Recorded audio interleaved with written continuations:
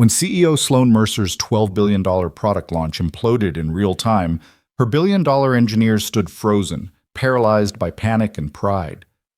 But the man who saved everything wasn't in the boardroom. He was in a faded maintenance uniform, holding a mop, watching from the shadows. Caleb Hart had one chance to speak up, one sentence to cut through the chaos. "I can fix it."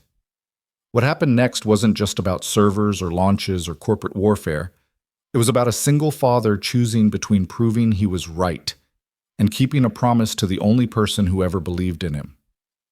This is the story of the man who silenced a room full of geniuses without raising his voice and walked away from power because he already had something worth more.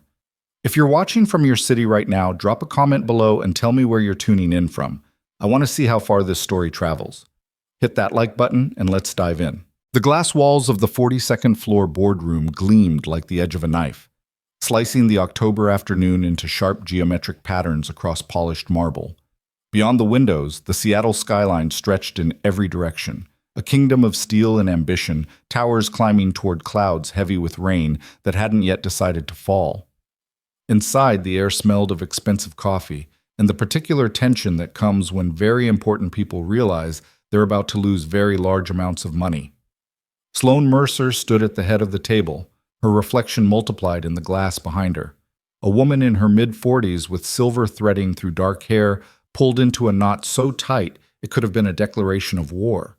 Her tailored suit probably cost more than most people made in a month, charcoal with subtle pinstripes that suggested precision, control, dominance.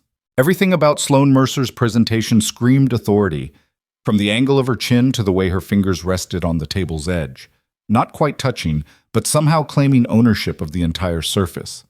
She was speaking, her voice carrying the kind of crisp articulation that came from expensive schools and years of commanding rooms exactly like this one. Our partners in Singapore are already online. Tokyo went live 4 minutes ago. In approximately 8 minutes, we'll stream the Helix AI demonstration to 14,000 investors across 6 continents. This is not a soft launch. This is not a beta test. This is the single largest product reveal in Nexus Technologies' history, and every eye that matters will be watching. Around the table, her executive team sat in ergonomic chairs that probably cost more than quality used cars, each person a carefully curated example of corporate excellence. There was Gerald Townsend, the CFO, perpetually straightening his tie as if the fabric might escape. Miranda Chen, VP of Operations, who took notes on a tablet with the focused intensity of someone documenting evidence, and Trent Wallace, the golden boy of the engineering department, 28 years old and already convinced the world owed him a throne. Trent leaned back in his chair with the casual arrogance of someone who'd never truly failed at anything that mattered. "The systems have been stress-tested for 3 months, Sloan. We're running triple redundancy on the servers. Honestly, the only thing that could go wrong at this point is if someone physically unplugged the building." A few nervous chuckles rippled around the table. Sloan didn't smile. "Confidence is useful, Trent. Overconfidence kills companies." She glanced at the screen embedded in the table's surface, where lines of code scrolled past in rapid succession, the heartbeat of the presentation waiting to go live. "Where's Davidson?" Miranda checked her tablet. "Server room, final diagnostics." "He should be here." He said the numbers looked. The lights flickered. It was barely perceptible, just a half-second dimming that could have been imagination or a trick of the clouded afternoon light. But Sloan saw it, so did Gerald, whose hand froze halfway to his coffee cup. So did Miranda, whose stylus stopped mid-word. Trent waved a hand dismissively. "Power fluctuation. Happens all the time in buildings this size. The backup generators would kick in before we'd even..." Every screen in the room went black.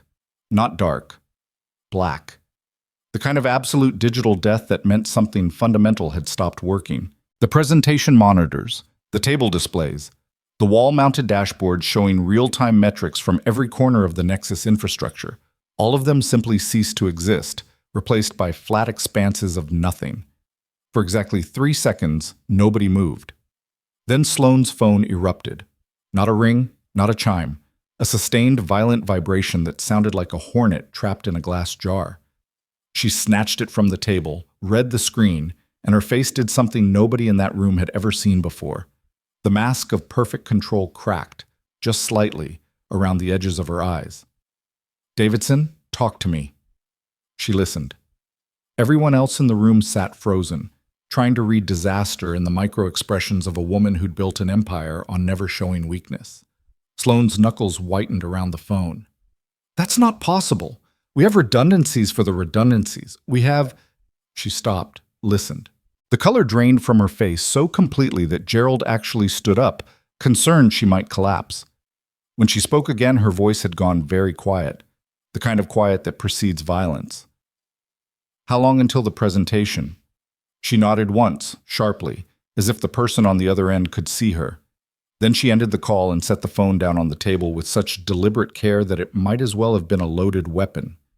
"We have 6 minutes," she said.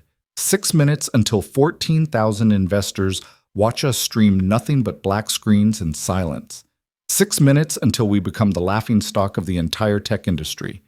6 minutes until $12 billion worth of confidence evaporates because we can't perform the single most basic function of a technology company, turning on our own goddamn servers." Miranda's voice came out strangled. "What happened?" "Cascading system failure. The primary servers are down. Backups aren't responding. The whole authentication infrastructure is locked in some kind of recursive loop that Davidson can't break." He's saying words like catastrophic and unprecedented and possibly unrecoverable. Trent shot to his feet, his earlier confidence replaced by something that looked like panic wearing a suit. "That's impossible. I personally verified every line of the security protocol. There's no way a simple authentication error could cascade through multiple independent systems unless what?" Sloane's voice could have cut steel. "Unless someone actively designed it to fail." Trent swallowed hard. "Or unless there's a fundamental flaw in the core architecture that we completely missed." The implications of that statement settled over the room like fallout. Miranda made a small sound that might have been a whimper or a suppressed scream.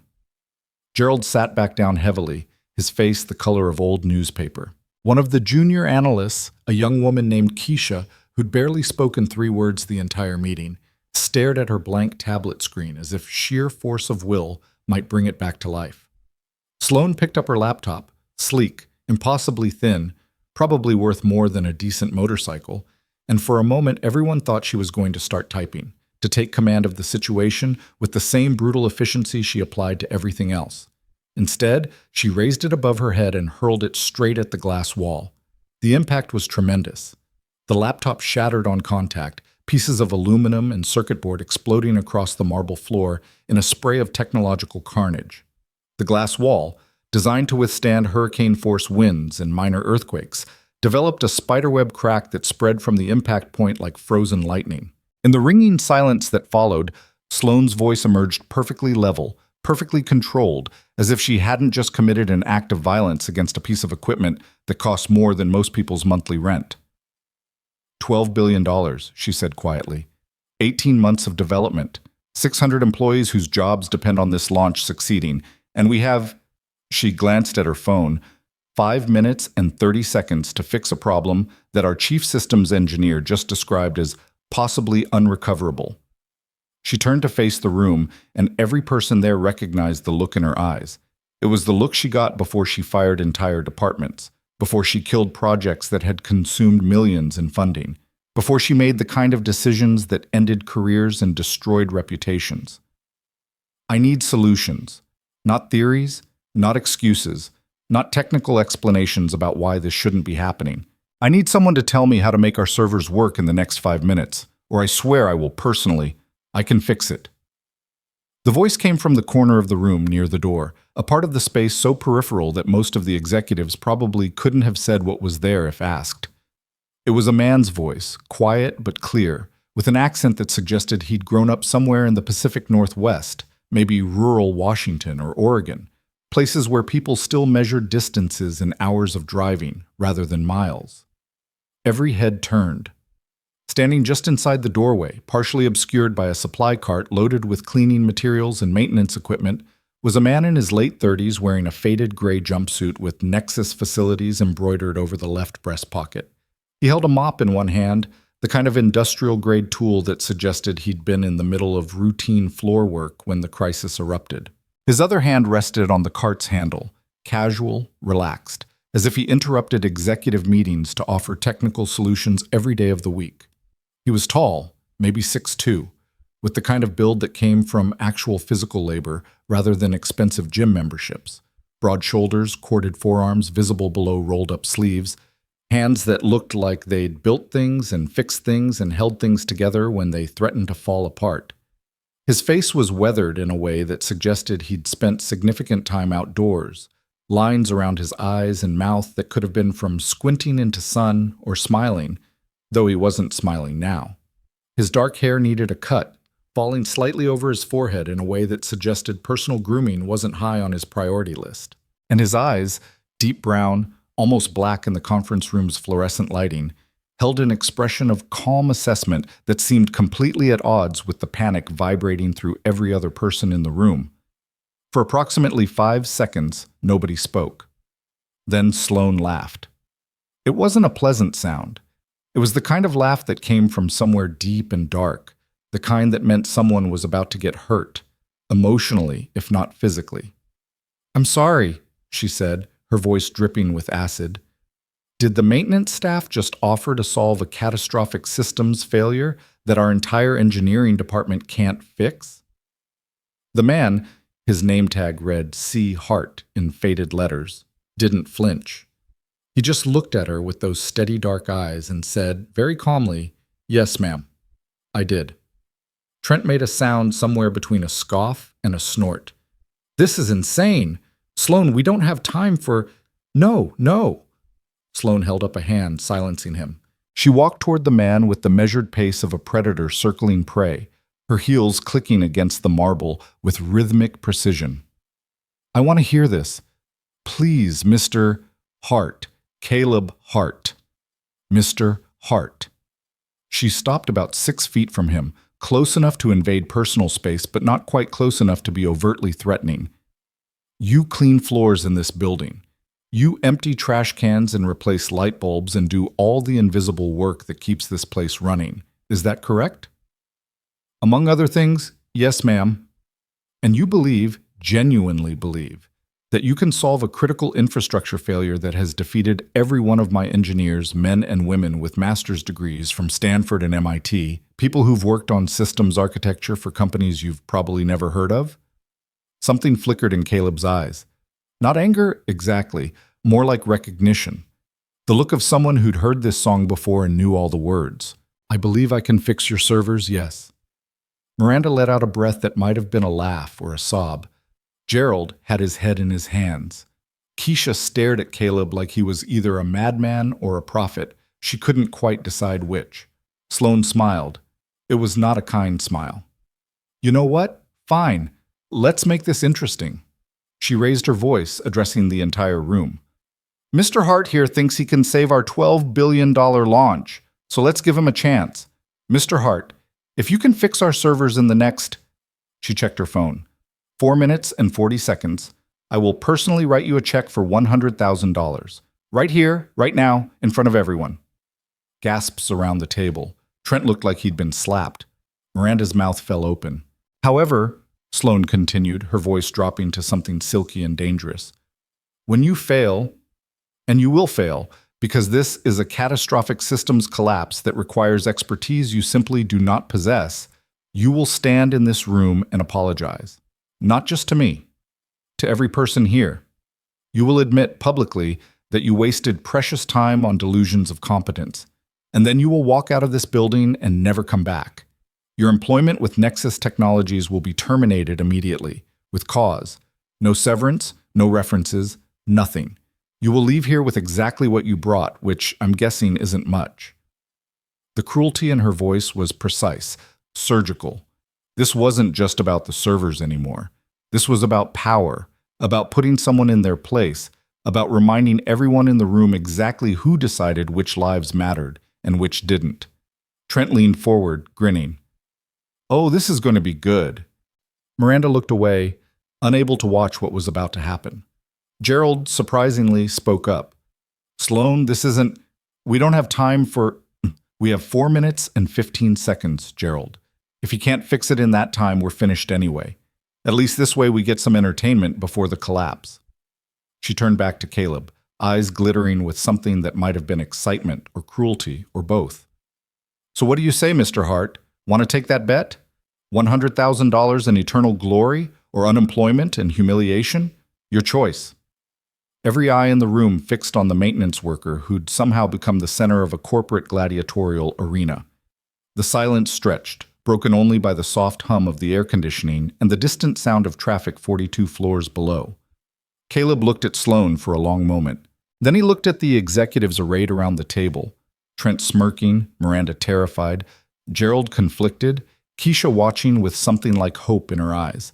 He looked at the shattered laptop on the floor, the cracked glass wall, the blank screens that represented $12 billion of vaporized confidence. Finally, he looked back at Sloan and said very quietly, "No." Sloan blinked. "Excuse me?" "No, I don't want your bet." He set the mop down against the wall, leaving it leaning there like a soldier's rifle during a brief ceasefire. "I don't want your money, and I'm not interested in your little power game." The temperature in the room seemed to drop about 10 degrees. Sloan's smile vanished, replaced by something harder and infinitely more dangerous. "Then why did you open your mouth in the first place?" "Because I can fix your servers," Caleb said simply. "And because there are 600 people in this building whose jobs depend on that launch happening. And because," he paused just slightly, "I made a promise to be somewhere at 6 o'clock tonight, and the fastest way to make that happen is to solve your problem and leave." Trent stood up, his face flushed with anger or embarrassment or both. "This is ridiculous. Sloan, we're wasting time listening to—" "Where?" Sloan's voice cut through Trent's objection like a razor. Caleb met her eyes. "I'm sorry? Where do you need to be at 6 o'clock that's more important than $100,000? For the first time since entering the conversation, Caleb's expression softened, just slightly, just enough to suggest that beneath the calm exterior lived something warm and protected and absolutely non-negotiable. "My daughter's coding competition, Lincoln Middle School. I promised I'd be in the front row when she presents her project." Somewhere in the back of the room, Keisha made a small sound. Miranda's eyes glistened with something that might have been tears. Sloan stared at him like he'd just spoken in an alien language. "You're going to choose a middle school science fair over—" "Yes," Caleb said firmly. "Every time, without hesitation." The silence that followed was different from the earlier silences. Heavier, more charged with something that wasn't quite anger and wasn't quite respect but lived somewhere in the complicated territory between.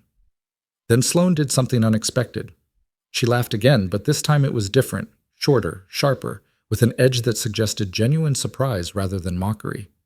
"You're either the stupidest man I've ever met or the only honest one in this building." She checked her phone again. 3 minutes and 48 seconds until catastrophic failure. "You say you can fix it. Fine, prove it. But understand this, Mr. Hart. If you fail, if you waste even 1 second of the precious little time we have left, I will destroy you. Not just fire you, destroy you. I will make sure you never work in this city again.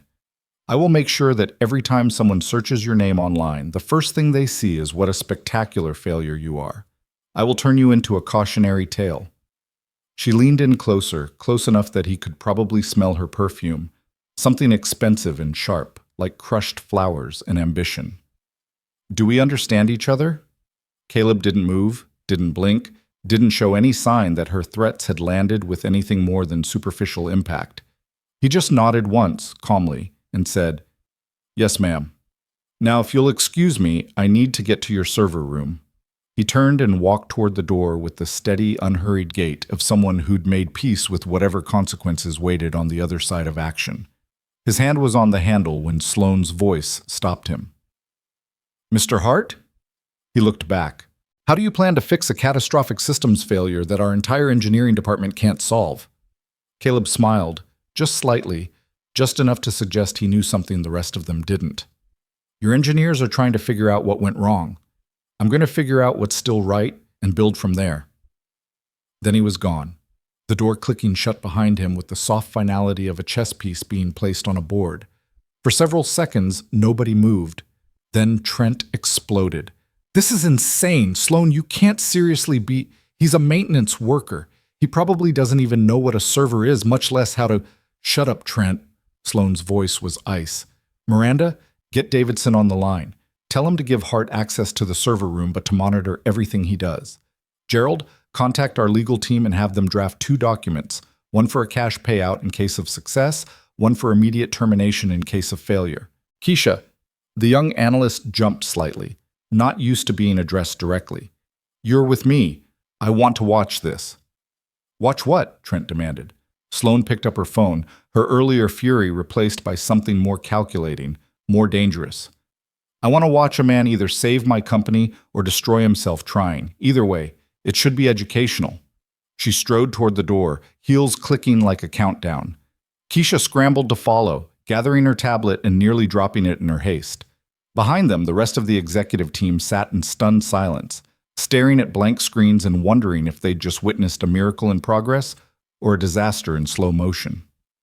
In the hallway outside, Sloane moved with purpose, navigating the maze of Nexus Technologies' executive floor with the confidence of someone who owned every square inch of carpet. Keisha struggled to keep pace, her shorter legs working overtime. Ms. Mercer, if I may ask, why are you letting him try?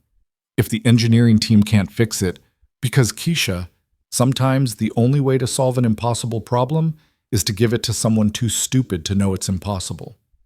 Sloane jabbed the elevator button with more force than necessary. Either he'll fail spectacularly and provide an object lesson in humility, or, Keisha prompted when Sloane didn't continue. The elevator doors opened. Sloane stepped inside, her reflection multiplying in the mirrored walls. 1,000 versions of herself, all watching, all waiting. Or he'll succeed, and I'll have to reconsider everything I thought I knew about who belongs in rooms where decisions get made. The doors closed. The elevator descended, carrying them toward the building's nerve center, the massive server room on the 15th floor, where the digital heart of Nexus Technologies beat out its rapid, failing rhythm. 3 floors above, in a different elevator, Caleb Hart stood alone, hands in the pockets of his faded jumpsuit, eyes fixed on the descending floor numbers. His phone buzzed in his pocket, probably Maya, texting to confirm he'd be there tonight. He'd text her back in a minute, once he had a better sense of the timing. The phone buzzed again. This time he pulled it out, expecting another message from his daughter. Instead, it was a news alert. Nexus Technologies Helix AI launch. What to expect from today's 12 Boss Boy reveal. Caleb closed the notification without reading it. Whatever the world expected from today, it probably wasn't this. The elevator reached the 15th floor. The doors opened onto a short hallway that ended at a heavy security door marked Server Operations, Authorized Personnel Only. A card reader blinked red next to the handle. Caleb walked up to the door and knocked. 3 solid raps, the kind of knock that meant business. The door opened immediately, revealing a man in his 50s with wild gray hair and eyes that looked like they hadn't seen sleep in about 3 days. He wore a rumpled button-down shirt with the sleeves rolled up, and he held a tablet like someone clutching a life preserver. "You must be Hart," the man said without preamble. "I'm Davidson, Chief Systems Engineer. I got a very strange call from Ms. Mercer saying I should give you access to the server room and let you—" He paused, looking Caleb up and down with obvious skepticism. "Try to help."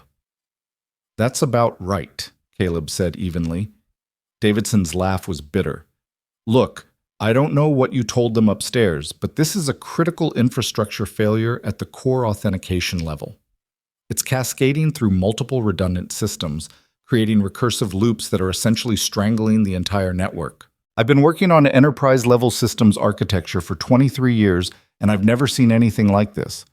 So unless you've got some kind of miracle solution, I need to see your error logs," Caleb said, "and a schematic of your redundancy pathways, and access to whatever terminal you're using to monitor the authentication protocols." Davidson stared at him. "You know what those words mean?" "Yes, sir." "Most maintenance workers don't—" Davidson caught himself, embarrassment flickering across his face. "That was unfair. I apologize." "No offense taken. We're down to about 3 minutes. Are you going to let me in or not?" Davidson stepped aside, holding the door open. "Why the hell not? Can't get any worse than it already is." Caleb walked into the server room, and the temperature immediately dropped about 15 degrees. Industrial air conditioning roared from overhead vents, fighting to keep the hundreds of server racks from overheating. The room was massive, at least 40 feet deep and twice that wide, lined on both sides with rack-mounted equipment that blinked and hummed and generated enough heat to warm a small house. Cable management systems ran along the ceiling in neat bundles, feeding power and data to machines worth more money than Caleb would probably make in his entire life. In the center of the room, a workstation had been set up, a standing desk with multiple monitors, each one currently displaying endless scrolling error messages in red text. Davidson's tablet showed the same information, a cascade of system failures that looked less like code and more like a digital scream of pain. "Show me the authentication architecture," Caleb said, moving to the workstation. Davidson pulled up a schematic, a complex web of interconnected nodes representing the security framework that controlled access to Nexus's entire infrastructure. It looked like a map of a major city's subway system, all branching lines and intersection points. Caleb studied it for maybe 15 seconds, his eyes moving across the screen with the focused intensity of someone reading a language he knew intimately. Then he pointed to a specific node cluster in the lower left quadrant. "There. That's your primary failure point." Davidson zoomed in, frowning. "That's impossible. That cluster handles basic device authentication. Even if it failed completely, the secondary validation protocols should have caught it and rerouted traffic to—" He stopped, eyes widening as understanding dawned. "Unless the failure created a feedback loop that the secondary protocols interpreted as a validation request, which would cascade into the tertiary systems, which would then create a recursive authentication spiral," Caleb finished. "Each system asking the next one for permission to grant permission over and over until the whole thing locks up like a dog chasing its tail." Davidson's hands moved across his tablet with sudden urgency, pulling up deeper diagnostic data. "If you're right, and I'm not saying you are, but if you're right, we can't just restart the systems. We'd need to manually break the loop at the source level, then rebuild the authentication hierarchy from the ground up, which would take hours we don't have. Or," Caleb said quietly, "we bypass the primary cluster entirely and route authentication through the auxiliary pathways that you built for disaster recovery." Davidson's head snapped up.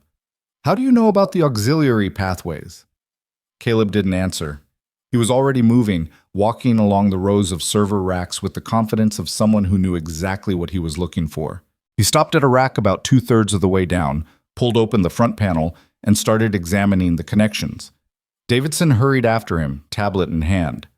"Those pathways aren't designed to handle primary traffic. They're low-bandwidth emergency channels meant for exactly this scenario," Caleb said. "They're designed to handle critical authentication when the primary systems fail. You built redundancy into the redundancy. Smart. How do you—" Davidson stopped himself. "Who are you?" Before Caleb could answer, the server room door banged open and Sloan strode in, Keisha trailing behind like a nervous satellite. The CEO took in the scene. Caleb crouched in front of an open server rack, Davidson hovering nearby with his tablet, error messages still cascading across the central monitors. 2 minutes and 30 seconds, Sloan announced. "I hope you're doing more than just playing with wires, Mr. Hart." Caleb didn't look up from the rack. "Davidson, I need you to prepare a manual override on Cluster 7 and kill the automatic failover protocols for the next 90 seconds. If I do that and you're wrong, then we fail slightly faster than we were already failing. Do it." Davidson hesitated for maybe 3 seconds, which showed remarkable trust considering he'd met Caleb approximately 5 minutes ago. Then he started typing commands into his tablet with the rapid-fire precision of someone who'd spent decades translating thought into code. "Override prepped. Failover protocols disabled. You've got 90 seconds before the automatic systems kick back in." Caleb's hands moved through the server rack with absolute confidence, disconnecting cables, rerouting connections. His fingers moving with the kind of muscle memory that came from having done this type of work so many times, it had become instinctive. He wasn't looking at labels or checking documentation. He just knew, the way a pianist knows where the keys are without looking.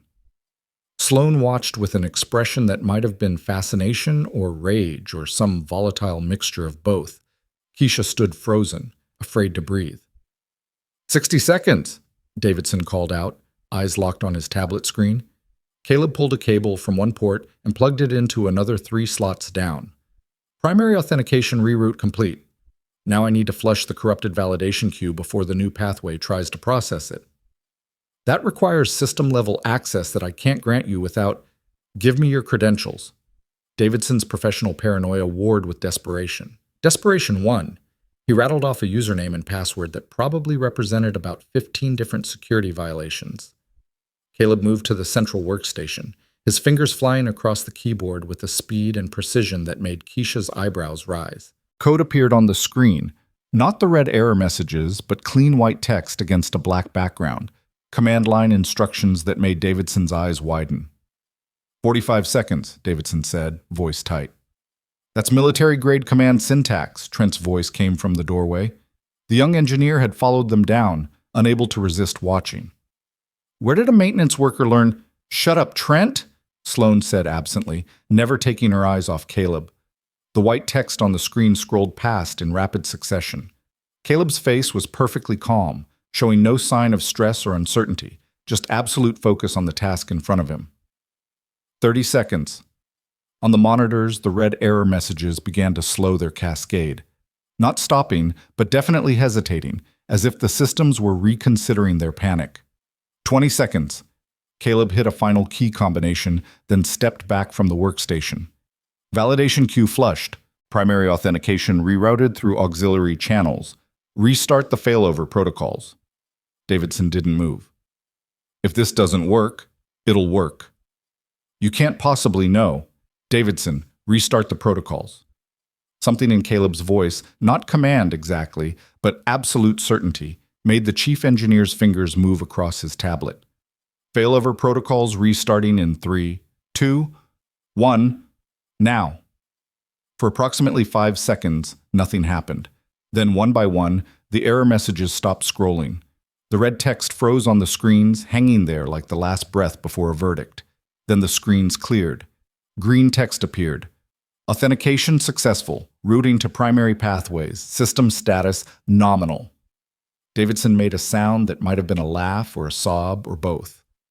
On the server racks, indicator lights that had been angry red shifted to calm green. The roar of the cooling fan seemed to ease slightly, as if the machines themselves were sighing in relief. 15 seconds to launch, Keisha whispered, checking her tablet. The central monitors blazed to life, no longer showing error diagnostics but the clean, polished interface of the Helix AI demonstration. Music began to play from speakers mounted throughout the server room, the carefully crafted soundtrack that was supposed to accompany the presentation. Connection established to all remote sites, Davidson said, voice shaking. Singapore, Tokyo, London, New York, everyone's online. Video feed is clean, audio is perfect. We're live. On the screens, the presentation began. Sloane's recorded voice, confident and commanding, began explaining the revolutionary capabilities of Helix AI to 14,000 investors watching from 6 continents. Graphics danced across the screens, demonstrating processing power and learning algorithms, and all the technical magic that was supposed to be worth $12 billion. The launch was happening. It was perfect. Sloane stood completely still, staring at the screens as if they might disappear if she looked away. Trent had gone pale, his earlier smirk replaced by something that looked like existential confusion. Keisha had both hands over her mouth, tears running down her cheeks. Davidson turned to Caleb, who was calmly closing the server rack panel and checking to make sure all the connections were secure. How did you... The chief engineer started, then stopped, started again. Who are you? Really? Caleb straightened up, brushing his hands on his jumpsuit. Just someone who needed to get to his daughter's school on time. He checked his watch, 5:43 p.m. Which I should be able to do now, if you'll excuse me. He started walking toward the door, moving with the same unhurried calm he'd shown throughout the entire crisis. He made it about 10 feet before Sloane's voice stopped him. You don't walk away from this. He paused, turned back. Ma'am? Sloane was staring at him with an expression he couldn't quite read, something that combined anger and confusion and possibly the very beginning of respect. You just saved a $12 billion launch. You solved a problem that our entire engineering team couldn't fix. You did it in under 3 minutes, and you think you just get to walk away and go to a middle school science fair like nothing happened? Caleb met her eyes steadily. Yes, ma'am. That's exactly what I think. I'm offering you $100,000. I didn't earn it. I didn't take your bet. Then name your price, whatever you want. Salary, benefits, a position in our engineering department, stock options. I don't want anything from you, Ms. Mercer, except maybe an apology. The temperature in the room seemed to drop another 10 degrees. Trent made a strangled sound. Even Davidson looked shocked. Sloane's voice went very soft, very dangerous. An apology. Yes, ma'am. You humiliated me in front of your entire executive team. You threatened to destroy my life and my career because I offered to help solve your problem. You treated me like I was less than human because I cleaned floors and empty trash instead of sitting in a corner office. He paused, then added quietly, That's not okay. That's not how you treat people, regardless of what they do for a living. The silence that followed was absolute. On the monitors, the Helix AI presentation continued its polished performance, completely unaware of the human drama playing out in the room where it had almost died. Sloane's face went through several expressions in rapid succession: shock, rage, something that might have been shame, then finally settling into a kind of cold calculation. You want me to apologize? She said slowly. I think you should, but I'm not going to stand here and demand it. I've got somewhere to be. He turned again toward the door. Wait. This time it was Davidson who spoke. At least tell me where you learned to do that. The command syntax you used, the way you diagnosed the problem, the solution you implemented, that's not self-taught. That's military-grade training. Special operations, probably. Cyber warfare division. Am I right? Caleb looked at the chief engineer for a long moment, then at Sloane, then at Trent and Keisha, and the server racks still humming with the life he'd restored to them. I used to work with systems like this, he said finally, a long time ago, in a different life. Then I had a daughter, and I decided I wanted to be someone she could count on. Someone who showed up when he promised. Someone who didn't put missions and operations and saving the world ahead of being there for the one person who actually needed him. He checked his watch again, 5:46 p.m. Now, if you'll excuse me, I've got a promise to keep. This time, when he walked toward the door, nobody stopped him. He stepped out into the hallway, the door clicking shut behind him on a room full of people who'd just watched their entire understanding of the world get quietly dismantled by a man in a maintenance uniform. Caleb took the elevator up to the ground floor, nodded to the security guard at the front desk, and walked out into the October afternoon where the rain had finally decided to fall, light and steady, the kind of rain Seattle wore like a second skin.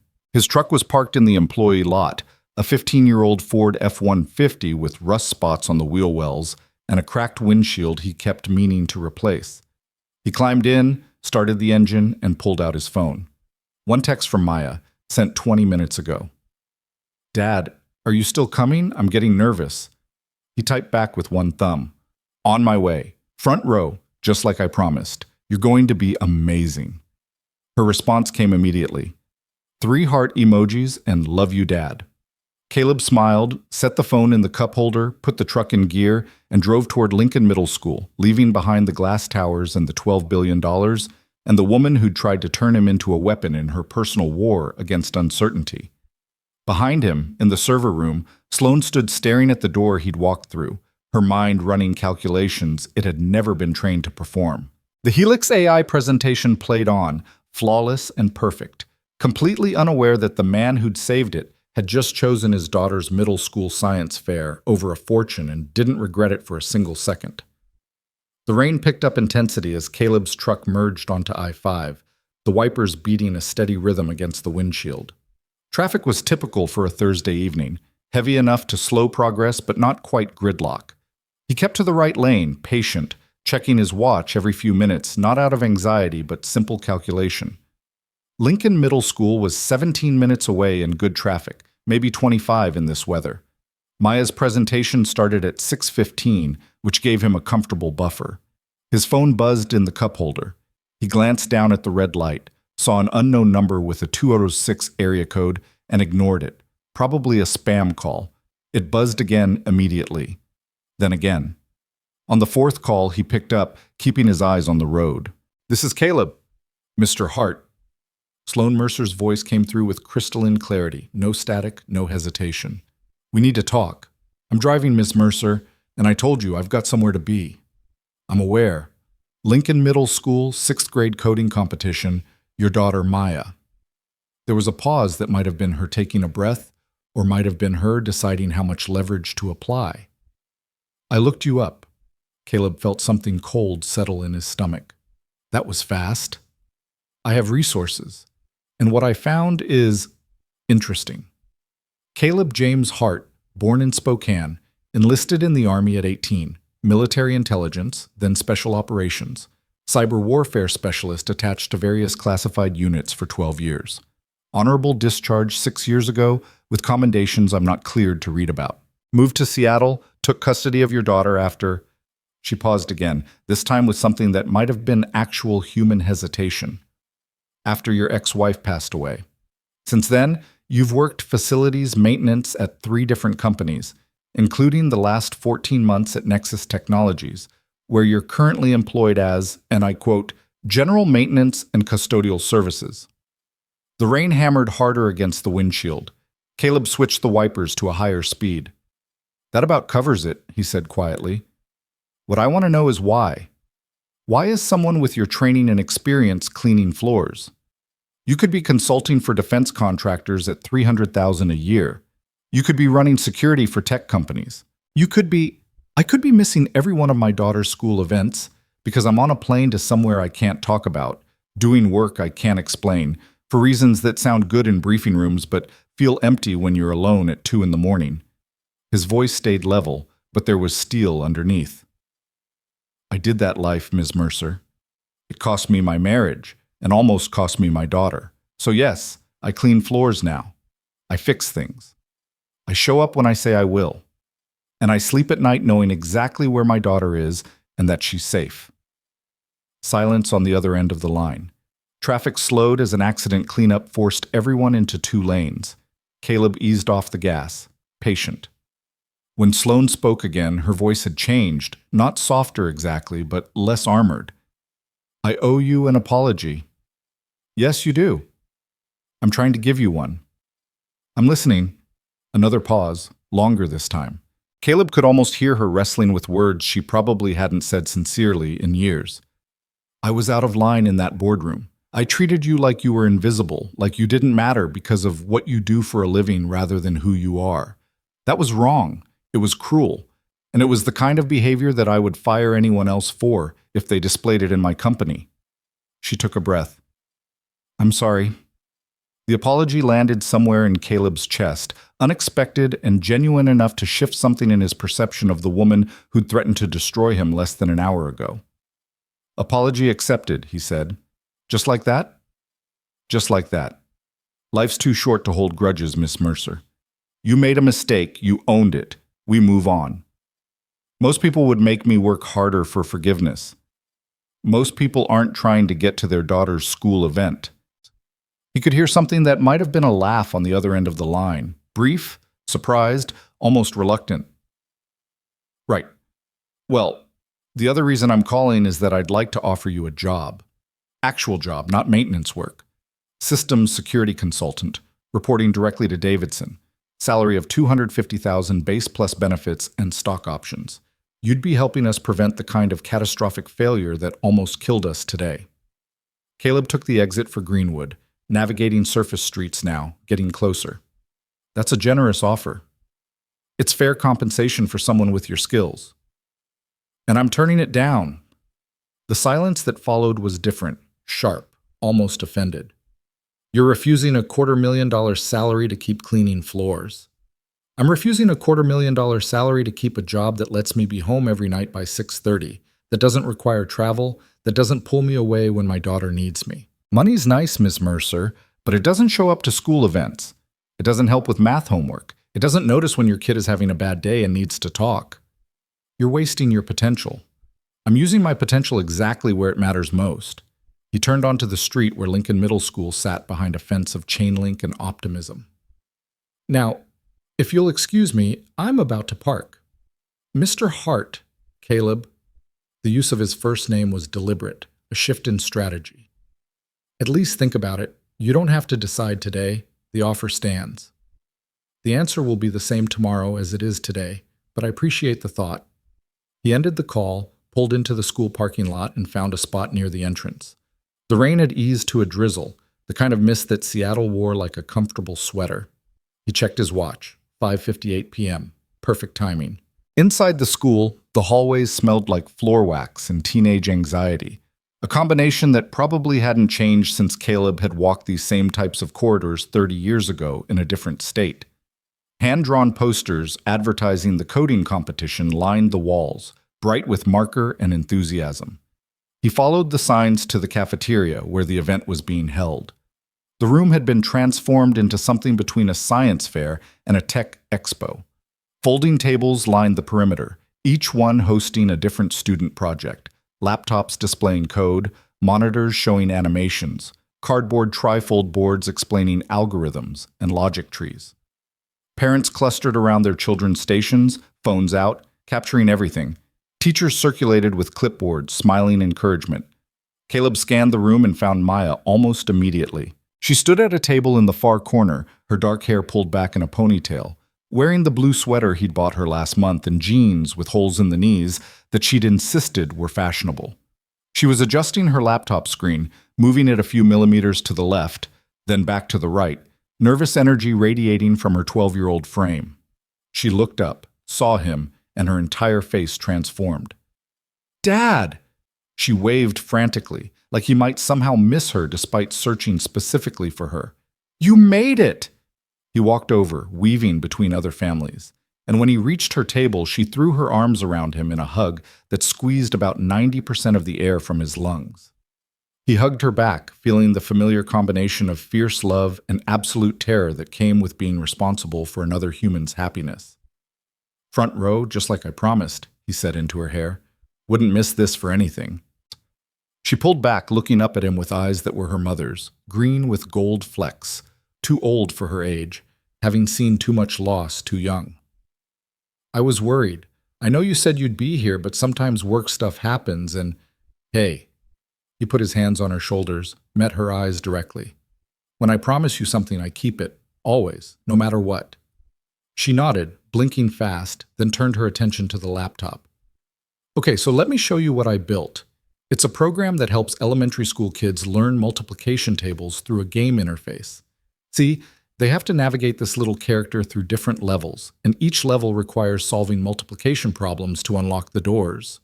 She launched into an explanation that was equal parts technical precision and genuine excitement, her hands moving to illustrate points, her voice speeding up when she got to the parts she was most proud of. Caleb listened with complete attention, asking questions when appropriate, nodding when she explained something particularly clever, feeling his heart expand in his chest the way it always did when he watched his daughter shine. And the hardest part was coding the adaptive difficulty system, because I wanted it to adjust based on how well the student was doing without being too obvious about it. I used a rolling average algorithm that, "Dad, are you actually understanding this, or are you just being nice?" He smiled. "I'm understanding about 70% and being impressed by 100%. The adaptive difficulty system is smart, really smart." "Yeah?"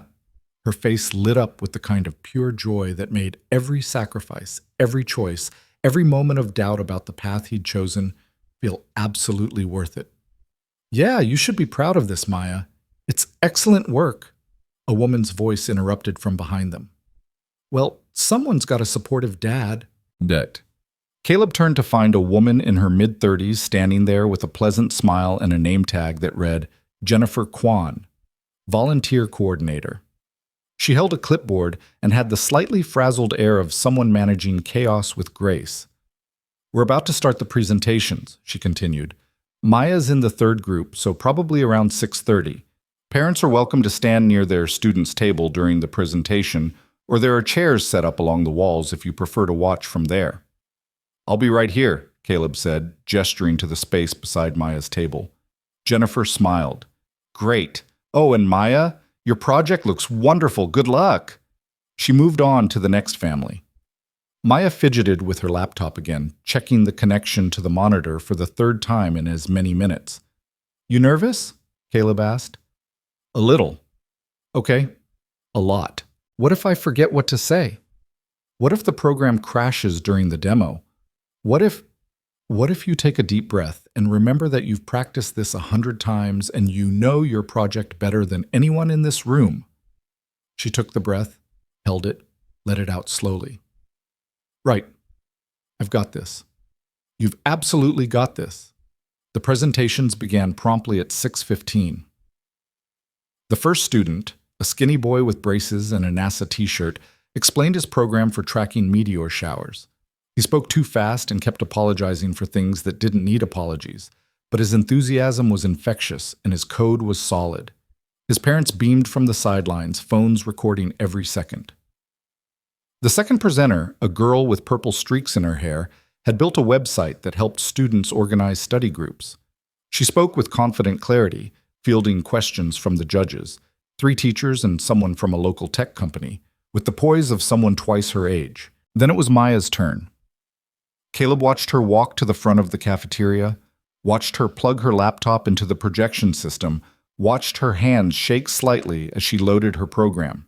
He wanted to leap forward and somehow absorb her nervousness, to take the fear away and leave her with just the excitement. But this was hers to do, her mountain to climb, and all he could offer was presence and belief. She looked at him once, quickly, before she started. He gave her a small nod. You've got this. Maya cleared her throat and began. Hi, my name is Maya Hart, and I want to talk to you about why I hate multiplication tables. A ripple of laughter went through the cafeteria. Maya smiled, relaxing slightly.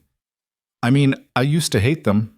When I was in 3rd grade, my teacher would give us these timed tests where we had to answer 100 problems in 5 minutes, and I would just freeze up. My hands would sweat, my brain would go blank, and I'd end up getting like 30 out of 100 right. She clicked to her first slide, which showed a sad cartoon character staring at a sheet of math problems. I wasn't dumb, I knew how to multiply, but the pressure made me forget everything. She clicked to the next slide, showing her program interface, bright, colorful, featuring a small character that looked like a cross between a robot and a puppy. So I built this program to help kids like me learn multiplication in a way that doesn't make them feel stupid.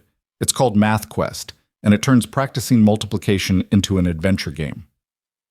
For the next 7 minutes, Maya explained her code with clarity and confidence that made Caleb's throat tight. She demonstrated how the game worked, showed the adaptive difficulty system in action, explained the logic behind her design choices. When the judges asked questions, she answered them thoughtfully, admitting when she didn't know something and explaining her reasoning when she did. She was magnificent. When she finished, the cafeteria erupted in applause. Maya returned to her table with flushed cheeks and shining eyes, and Caleb met her with a hug that lifted her feet off the ground. That was amazing, he said into her hair. You were perfect. I almost forgot the part about the rolling average algorithm, but then I remembered at the last second and it was perfect, he repeated. I'm so proud of you I can barely stand it. She hugged him tighter, and for a moment they existed in their own small bubble of happiness while the rest of the cafeteria moved around them, other students presenting, other families celebrating, the whole messy, beautiful chaos of people trying their best and hoping it was enough. They stayed for the rest of the presentations, watched as the judges deliberated, listened as awards were announced. Maya didn't win first place. That went to an 8th grader who'd built a program that used AI to identify bird species from photographs. But she did receive an honorable mention for creativity in user interface design, and she beamed as she accepted her certificate like it was made of solid gold. Afterward, as they packed up her laptop and materials, a man in his 50s approached their table. He wore khakis and a polo shirt with a company logo Caleb didn't recognize, and he had the easy confidence of someone who'd spent his career explaining technology to people who didn't understand it. Maya Hart? He extended his hand. I'm David Chen from Code Future. I was one of the judges tonight. Maya shook his hand, suddenly shy. Hi, thank you for, judging. David smiled. I wanted to tell you that your project really impressed me. The adaptive difficulty system shows sophisticated thinking about user experience and learning psychology. How long have you been coding? About 2 years. My dad taught me the basics, and then I took some online courses and then just kind of kept building things. David's gaze shifted to Caleb. You're a developer? I work in facilities maintenance, Caleb said evenly, but I know enough to get her started. Something flickered across David's face. Surprise, maybe, or confusion about how a maintenance worker would have advanced coding knowledge. But he was too polite to press. Instead, he pulled a business card from his wallet and handed it to Maya. CodeFuture runs summer coding camps for middle and high school students. They're competitive to get into, but I think you'd be a great fit. Have your dad email me and I'll make sure your application gets serious consideration.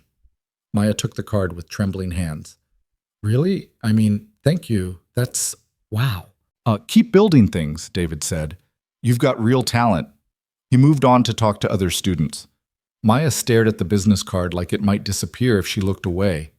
Dad, did that really just happen? It really just happened. And he's right. You do have real talent. Can we afford a summer coding camp? I don't want to... Hey. He turned her to face him. If it's something you want to do, we'll figure it out. That's not for you to worry about.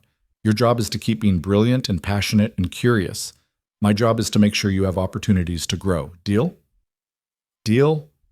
She threw her arms around him again, and he held her close, thinking about Sloan Mercer's job offer, about the $250,000 salary he'd turned down without hesitation, about the choices you make when you decide what matters most. They walked out to the parking lot together, Maya chattering about the other projects she'd seen, about ideas for improvements to MathQuest, about whether she should add more levels or work on a completely different program.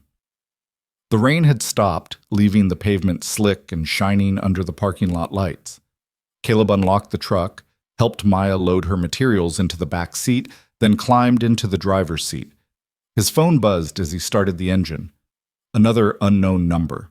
He almost ignored it, but something made him check the screen. The text message preview made him pause. This is Davidson from Nexus. I know you're probably busy, but I wanted to say thank you, not just for fixing the servers, for the way you handled Trent. What you did showed more character than I've seen in this industry in 20 years. If you ever want to talk shop or just grab coffee, my number is below. Caleb read the message twice, then set the phone down without responding. He'd think about it later, maybe send a polite reply tomorrow.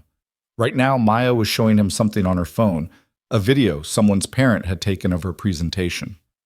Look, you can see you in the background, right there. She pointed at the screen. You're smiling like crazy. Because I'm watching my daughter crush it. Of course I'm smiling. They drove through Seattle's streets as evening settled into night, the city lighting up around them in layers of gold and white and red from taillights. Maya fell quiet after a while, staring out the window with the satisfied exhaustion that came after accomplishing something difficult and scary. Dad? She said eventually, her voice soft. Yeah, kiddo? Why do you think Mom never came to any of my stuff? Like before she got sick, when I was really little. I don't remember her ever being at school events or anything. The question hit like a punch to the sternum. Caleb took a careful breath, buying time to figure out how to answer truthfully, without damaging the complicated memory of a woman who'd loved her daughter but hadn't always known how to show it. Your mom loved you, he said finally, but she was fighting battles you couldn't see, struggles inside her own head that made it really hard for her to show up the way she wanted to. It wasn't about you not being important enough. It was about her being too sick to be the mom she wished she could be. Maya nodded slowly. Do you think she would have been proud of my project? I think she would have been so proud she'd have told every single person she met for a week. You have her intelligence, Maya, her creativity, the best parts of her. And the best parts of you, Maya added quietly, like showing up and keeping promises. Caleb's vision blurred slightly. He blinked it clear, keeping his focus on the road. They pulled into the driveway of their small house in Greenwood, a 1950s Rambler with siding that needed painting and a yard that needed work. But it was theirs, and the mortgage was manageable, and Maya had her own bedroom, and that was enough. Inside, the house smelled like the lasagna Caleb had prepped that morning in the slow cooker, one of his go-to meals for nights when time was tight. Maya headed straight for her room to put away her laptop, and Caleb moved to the kitchen, pulling plates from the cabinet, setting the table for two. His phone buzzed again. This time it was a number he recognized. His supervisor at Nexus, a generally decent guy named Marcus, who managed the facilities department. Caleb, hey, listen, I just got a very weird call from someone in HR saying they need to meet with you first thing tomorrow morning. They wouldn't tell me what it's about, but they said it was urgent and I should make sure you're available at 8. You in some kind of trouble? Caleb thought about Sloan Mercer, about the boardroom confrontation, about the fact that he'd essentially hacked into the company's core systems using someone else's credentials and violated about 15 different security protocols in the process. I might be, he admitted, but it'll work out. You sure? Because if you need union representation, I'm sure. Thanks for the heads up, Marcus. He ended the call, served up 2 plates of lasagna, and called Maya to dinner. She emerged from her room still buzzing with residual excitement, talking through mouthfuls of pasta about the summer coding camp and whether she should learn Python or JavaScript next, and what kind of project she might build for next year's competition. Caleb listened, asked questions, felt the familiar warm satisfaction of an evening that had gone exactly right. Promise made, promise kept, daughter happy. After dinner, Maya tackled homework while Caleb cleaned the kitchen, loaded the dishwasher, wiped down counters. Simple tasks. Meditative in their routine. His mind wandered to the server room, to Trent's panicked sabotage attempt, to the choice he'd made to offer mercy instead of destruction.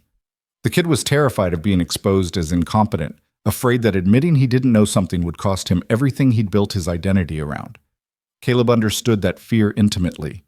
He'd seen it in young soldiers who'd rather die than admit they were scared, in teammates who'd made catastrophic mistakes and tried to cover them up rather than ask for help. Trent had cut the auxiliary power thinking it would give him time to solve the problem himself, to be the hero, to prove he deserved the golden boy reputation everyone had assigned him. Instead, he'd nearly destroyed everything and would have been perfectly content to let the blame fall on Davidson, or the infrastructure, or bad luck, anything except his own inadequacy. But Caleb had caught him, had watched the kid's face cycle through denial and defiance before landing on desperate pleading, and Caleb had offered him something unexpected, a second chance, on the condition that Trent spend the next year mentoring junior engineers, teaching them what he knew and admitting when he didn't know something. I hope someone would do the same for Maya someday, Caleb had said quietly, and Trent had nodded, eyes wet, understanding that mercy sometimes cut deeper than punishment. Caleb's phone buzzed again. He dried his hands, picked it up, saw another message from an unknown number. Mr. Hart, this is Keisha Williams. I was in the boardroom this afternoon. I just wanted to say that what you did today, not just fixing the servers, but everything else, the way you talked to Ms.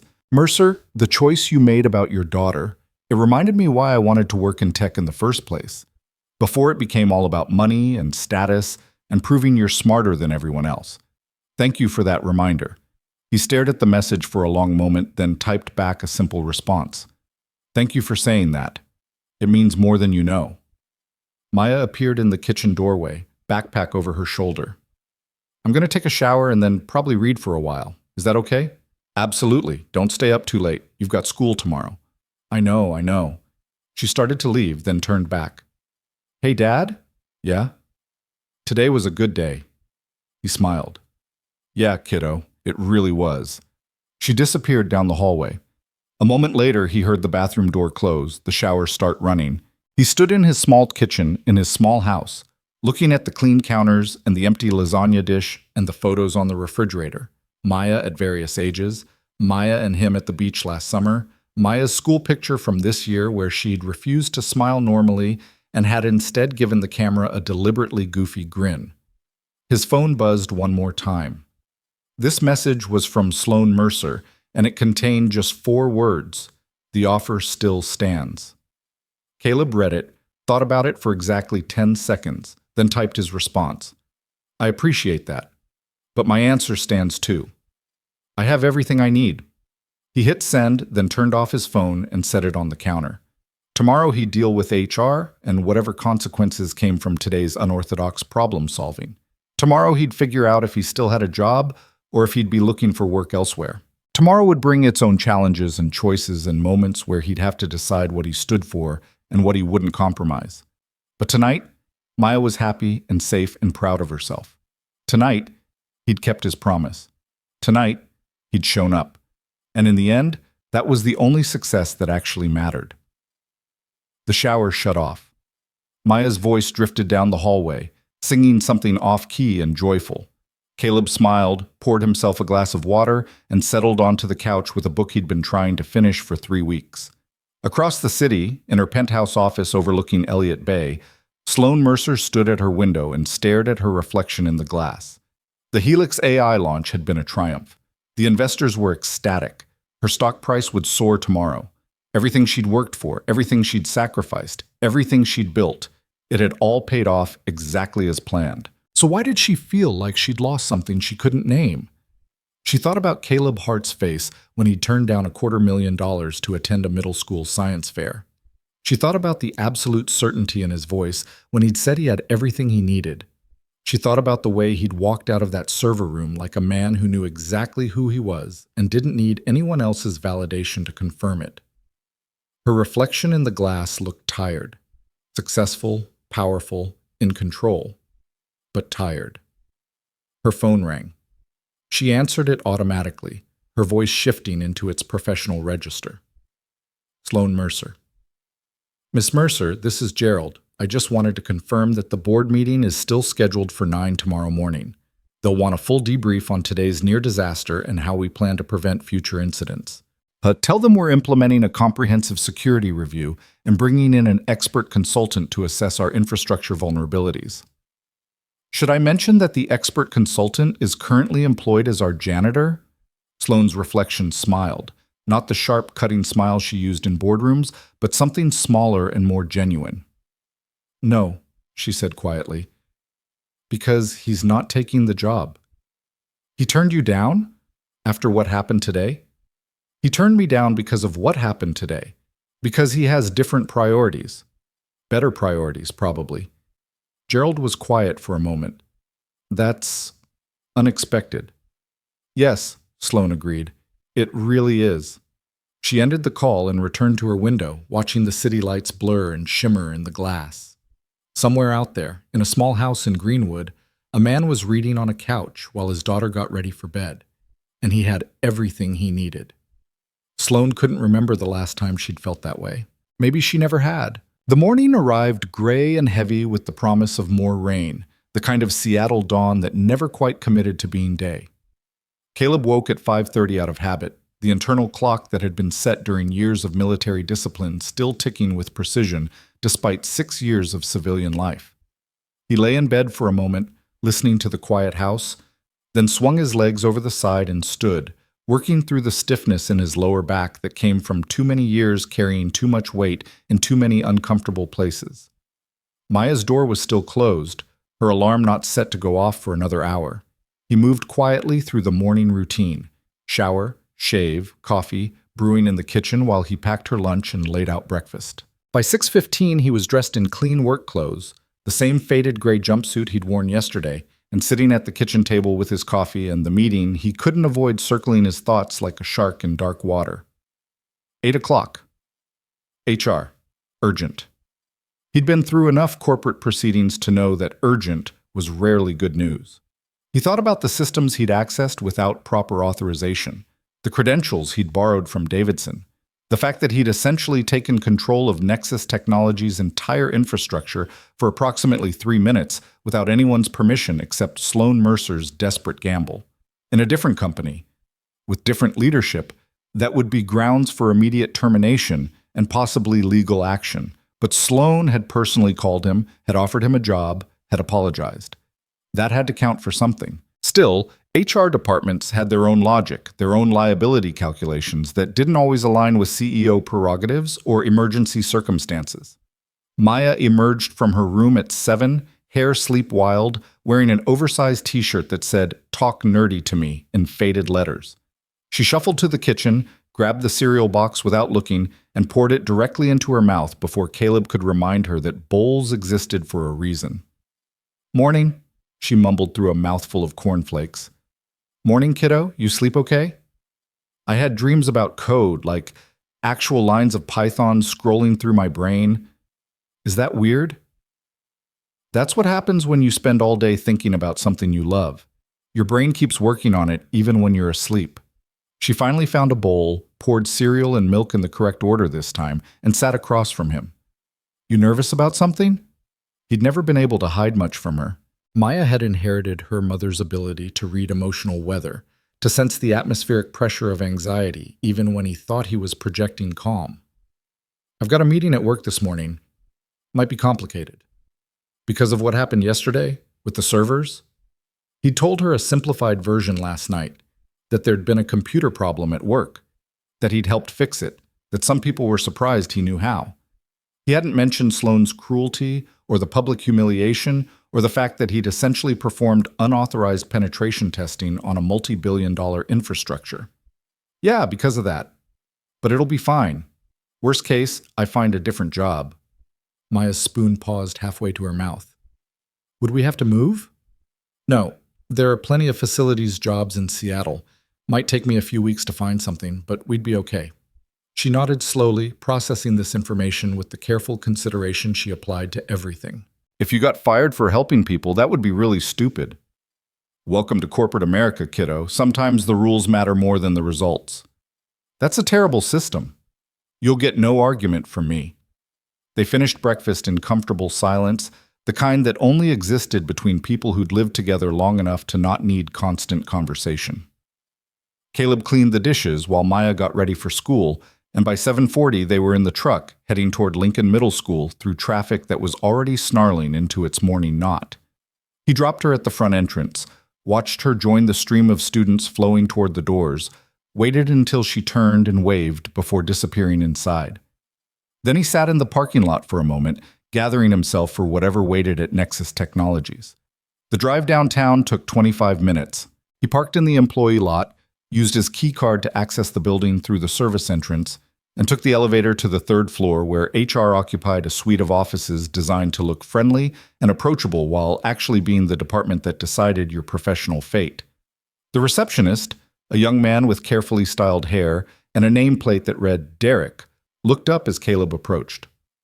Caleb Hart, they're waiting for you in conference room B. They, plural, never a good sign. Thanks. Conference room B was a smaller version of the glass-walled boardroom where yesterday's crisis had unfolded. Same expensive furniture, same view of the city, same sense of being on display. 3 people sat at the table. Caleb recognized one of them, Patricia Holmes, Director of Human Resources, a woman in her 50s who'd always been professionally pleasant during the quarterly staff meetings. The other 2 were strangers, a man in his 40s wearing a suit that probably cost more than Caleb's truck, and a younger woman with a tablet and the focused intensity of someone taking notes that might end up in legal documents. Patricia stood as he entered, extending her hand. Mr. Hart, thank you for coming. Please, have a seat. He shook her hand, nodded to the others, and sat. The chair was comfortable in that aggressive way expensive office furniture had of trying to make you forget you were in a potentially hostile situation. I'll get right to it, Patricia said, settling back into her own chair. Yesterday's events were unprecedented. We've reviewed security footage, system logs, and spoken with multiple witnesses about what happened. We need to understand exactly what you did and why. Am I being accused of something specific? Caleb kept his voice level, professional. The man in the expensive suit leaned forward. I'm Richard Chen, General Counsel for Nexus Technologies. And to answer your question, that depends on your explanation. You accessed secure systems without authorization, used another employee's credentials, and manipulated core infrastructure during a critical launch event. Under normal circumstances, those actions would constitute serious violations of our security protocols and possibly criminal computer fraud. Under normal circumstances, Caleb repeated, but yesterday wasn't normal circumstances.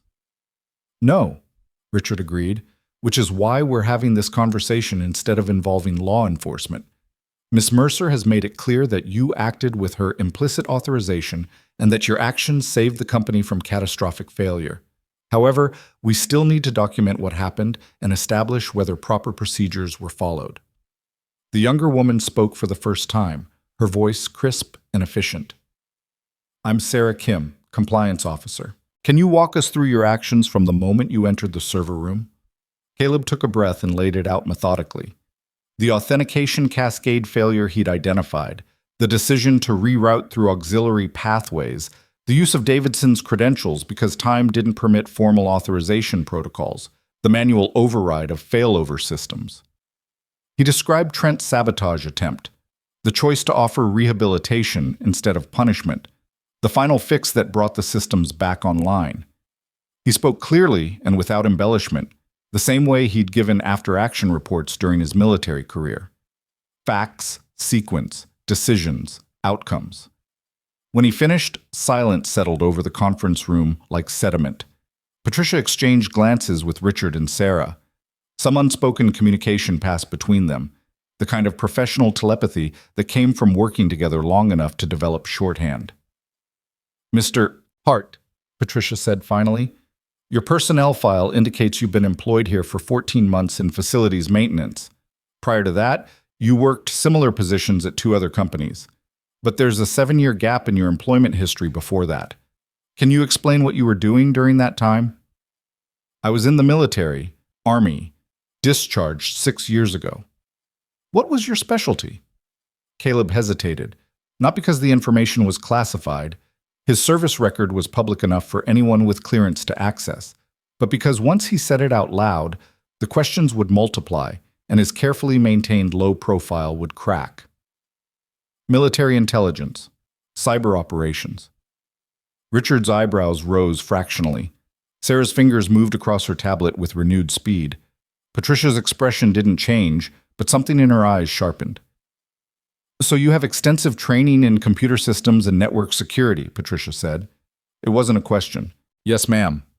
Training that presumably makes you more than qualified for positions significantly above facilities maintenance. Yes, ma'am. And yet you've chosen to work jobs that are, forgive my bluntness, well below your skill level. Why? This was the question Maya had asked in different words, the question Sloan had asked, the question that everyone always circled back to because the answer seemed to violate some fundamental rule about ambition and upward mobility and making the most of your potential. Because those jobs let me be home every night, Caleb said simply. They don't require travel, they don't involve crises that pull me away at random hours, and they pay enough to support my daughter and myself. That's all I need. Miss Mercer offered you a consulting position yesterday, Richard said, glancing at something on his own tablet. $250,000 salary. You turned it down. I did. That seems like an unusual decision. It seemed like the right decision for my family. Sarah looked up from her note-taking. Mr. Hart, I have to ask, and please understand this is purely procedural, but is there any reason you sought employment in facilities maintenance specifically? Any particular interest in accessing areas of the building that might normally be restricted? The implication hit like a slap. Caleb felt something cold and sharp settle behind his ribs. You're asking if I'm some kind of corporate spy or saboteur. I'm asking if there were ulterior motives for your employment choices. My ulterior motive was providing for my daughter while maintaining a work-life balance that let me actually parent her. That's it. I applied to facilities because they were hiring and the hours worked with her school schedule. I've never accessed any restricted areas beyond what my job required, never copied confidential information, never done anything except clean floors and fix broken things. His voice had gone very quiet, very controlled, the way it did when anger lived close to the surface, but training kept it contained. Patricia held up a hand. Sarah, I think we can move past that line of questioning. Mr. Hart's background check was thorough when he was hired, and nothing in his conduct over the past 14 months suggests anything inappropriate. I'm required to ask, Sarah said, but she made a note on her tablet and shifted topics. Let's talk about Trent Wallace. Multiple witnesses reported that you caught him attempting to sabotage the repair process. Can you elaborate on that? Caleb described finding Trent in the act of cutting auxiliary power, the confrontation that followed, the kid's terrified confession. He explained his decision to offer mentorship instead of exposure, the conditions he'd set, his hope that second chances mattered.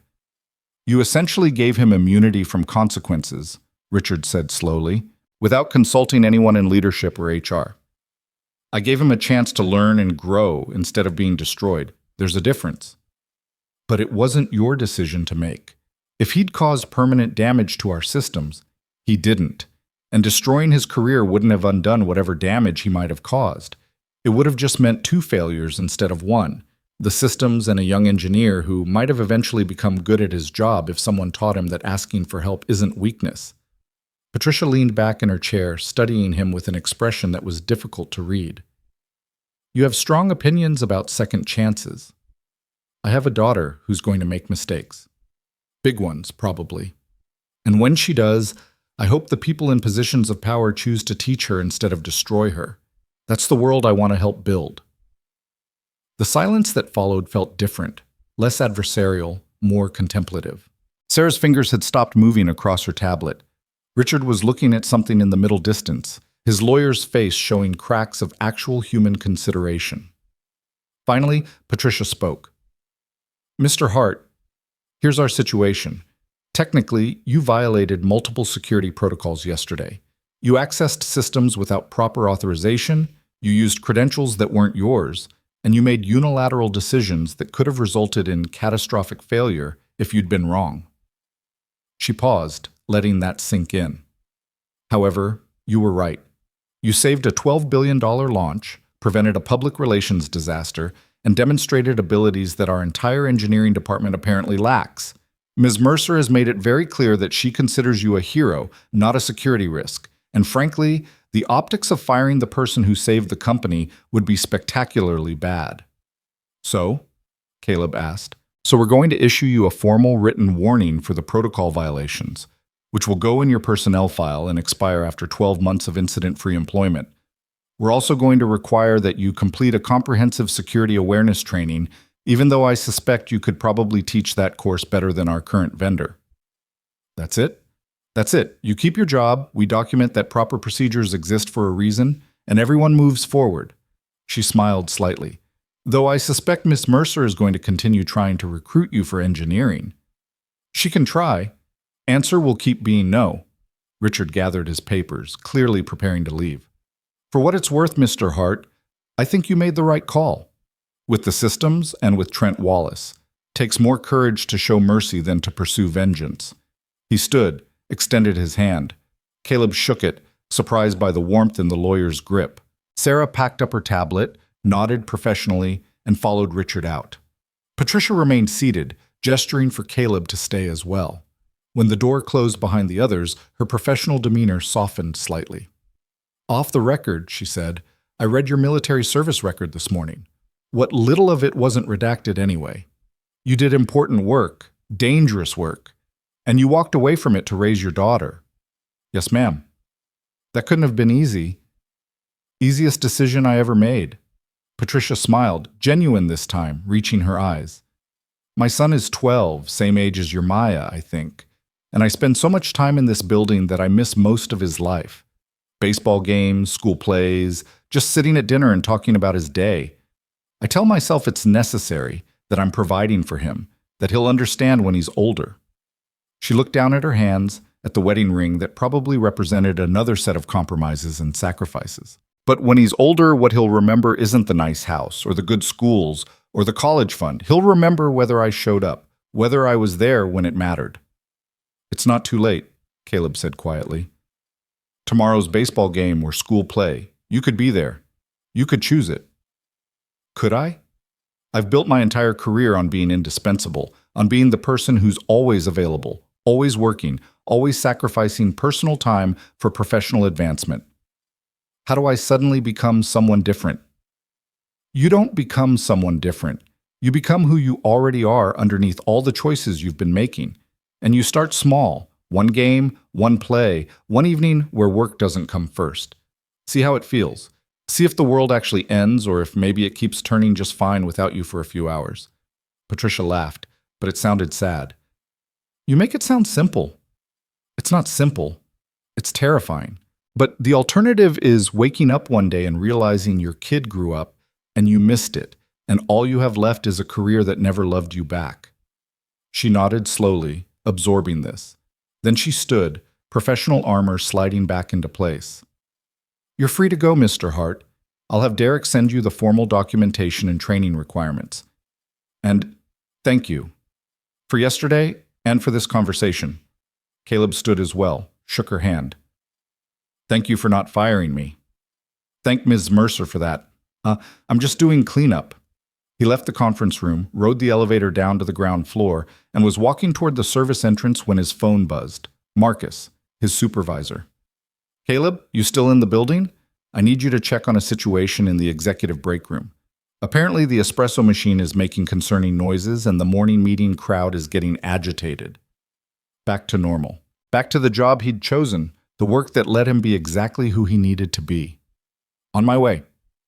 The executive break room occupied a corner of the 40th floor with windows overlooking Elliott Bay. Caleb arrived to find a small crowd of well-dressed professionals standing around an expensive Italian espresso machine that was making sounds like a dying robot. He set down his toolbox, popped the service panel, and immediately saw the problem. A pressure valve had come loose, causing the whole system to vibrate dangerously. He shut off the machine, tightened the valve, cleaned out some built-up calcium deposits while he was at it, and had the whole thing running smoothly within 15 minutes. "You're a lifesaver," one of the executives said, clutching her fresh cappuccino like it was precious medicine. "I cannot function before 9 without proper coffee." Caleb smiled, packed up his tools, and was heading for the door when he heard a familiar voice. "Mr. Hart, a moment?" Trent Wallace stood near the windows, coffee cup in hand, looking like he'd slept about as well as a guilty conscience allowed. His golden boy confidence had dimmed to something more uncertain, more real. Caleb walked over. "What can I do for you?" "I wanted to apologize. For yesterday. For the sabotage. For being too scared to ask for help. For almost destroying everything because I was more worried about looking stupid than actually solving the problem." Apology accepted. Just like that? Just like that. You made a mistake. You owned it. Now you learn from it and do better. Trent stared into his coffee cup like it might contain answers to questions he didn't know how to ask.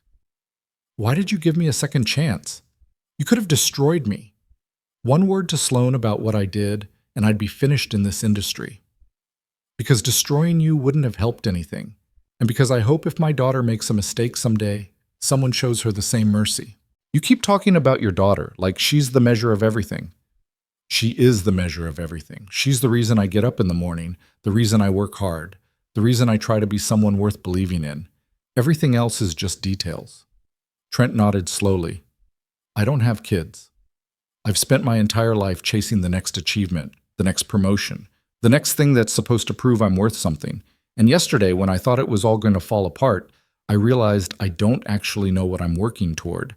Like, what's the point of all this if there's nobody waiting at home who cares whether I succeed or fail?" "That's a good question to sit with," Caleb said. "Might change how you approach the work." "Yeah." Trent met his eyes, and there was something raw and honest there that hadn't existed yesterday. "I'm going to start that mentorship program, the one you suggested. Already talked to Davidson about setting it up. I figure if I'm going to learn how to admit when I don't know something, might as well teach other people to do it too." "That's good. That's really good." They stood in silence for a moment, two men on very different paths, somehow finding common ground in a break room 40 floors above the city. "Thank you," Trent said finally, "for not giving up on me when you had every reason to." "Don't thank me. Just pay it forward. Next time you see someone struggling, someone scared to ask for help, you be the person who offers them a chance instead of judgment." "I will. I promise." Caleb nodded, picked up his toolbox, and headed for the elevator. Behind him, Trent remained by the windows, staring out at the city with the expression of someone reassessing the map they'd been following. The rest of the day unfolded in familiar rhythm. A clogged toilet on the 23rd floor, burned-out lighting in the parking garage, a desk that needed moving in the marketing department. Simple, physical work that left his mind free to wander while his hands stayed busy. He thought about Patricia Holmes and her 12-year-old son, about the choices she was beginning to question. He thought about Trent learning to ask for help instead of faking competence. He thought about Sloan Mercer standing in her penthouse office, surrounded by success but looking hollow. All these people who'd built impressive careers and impressive lives, but had somehow missed the fundamental question: success measured by what standard, achievement in service of what purpose? At 5:30, he clocked out, headed for his truck, and drove toward Lincoln Middle School. Maya had debate club tonight. Wouldn't be done until 6:15. He parked in his usual spot and settled in to wait, pulling out the book he kept in the glove compartment for exactly these moments. His phone buzzed. Another message from Sloan Mercer. I spoke with HR. They told me about the formal warning. I wanted you to know I fought against it. You shouldn't be penalized for saving the company. He typed back, the warning is fair. I broke the rules, even if it was for the right reasons. Rules exist for good reasons. Her response came quickly. Still seems wrong. Also, I've asked Davidson to consult with you on our security architecture review. Not as a formal job offer, just occasional input. You'd be compensated for your time. Hope that's acceptable. Caleb stared at the message, considering. Occasional consulting wouldn't interfere with his schedule, wouldn't pull him away from Maya, might even provide some extra income that could help with summer coding camp tuition. That's acceptable. Thank you. A minute passed. Then another message. Can I ask you something personal? Sure. Do you ever regret it? Walking away from your career, choosing the quieter path? Do you wonder what you could have become if you'd stayed ambitious? He thought about how to answer, about all the complex truths that lived in the space between regret and contentment. I know exactly what I could have become if I'd stayed ambitious, he typed.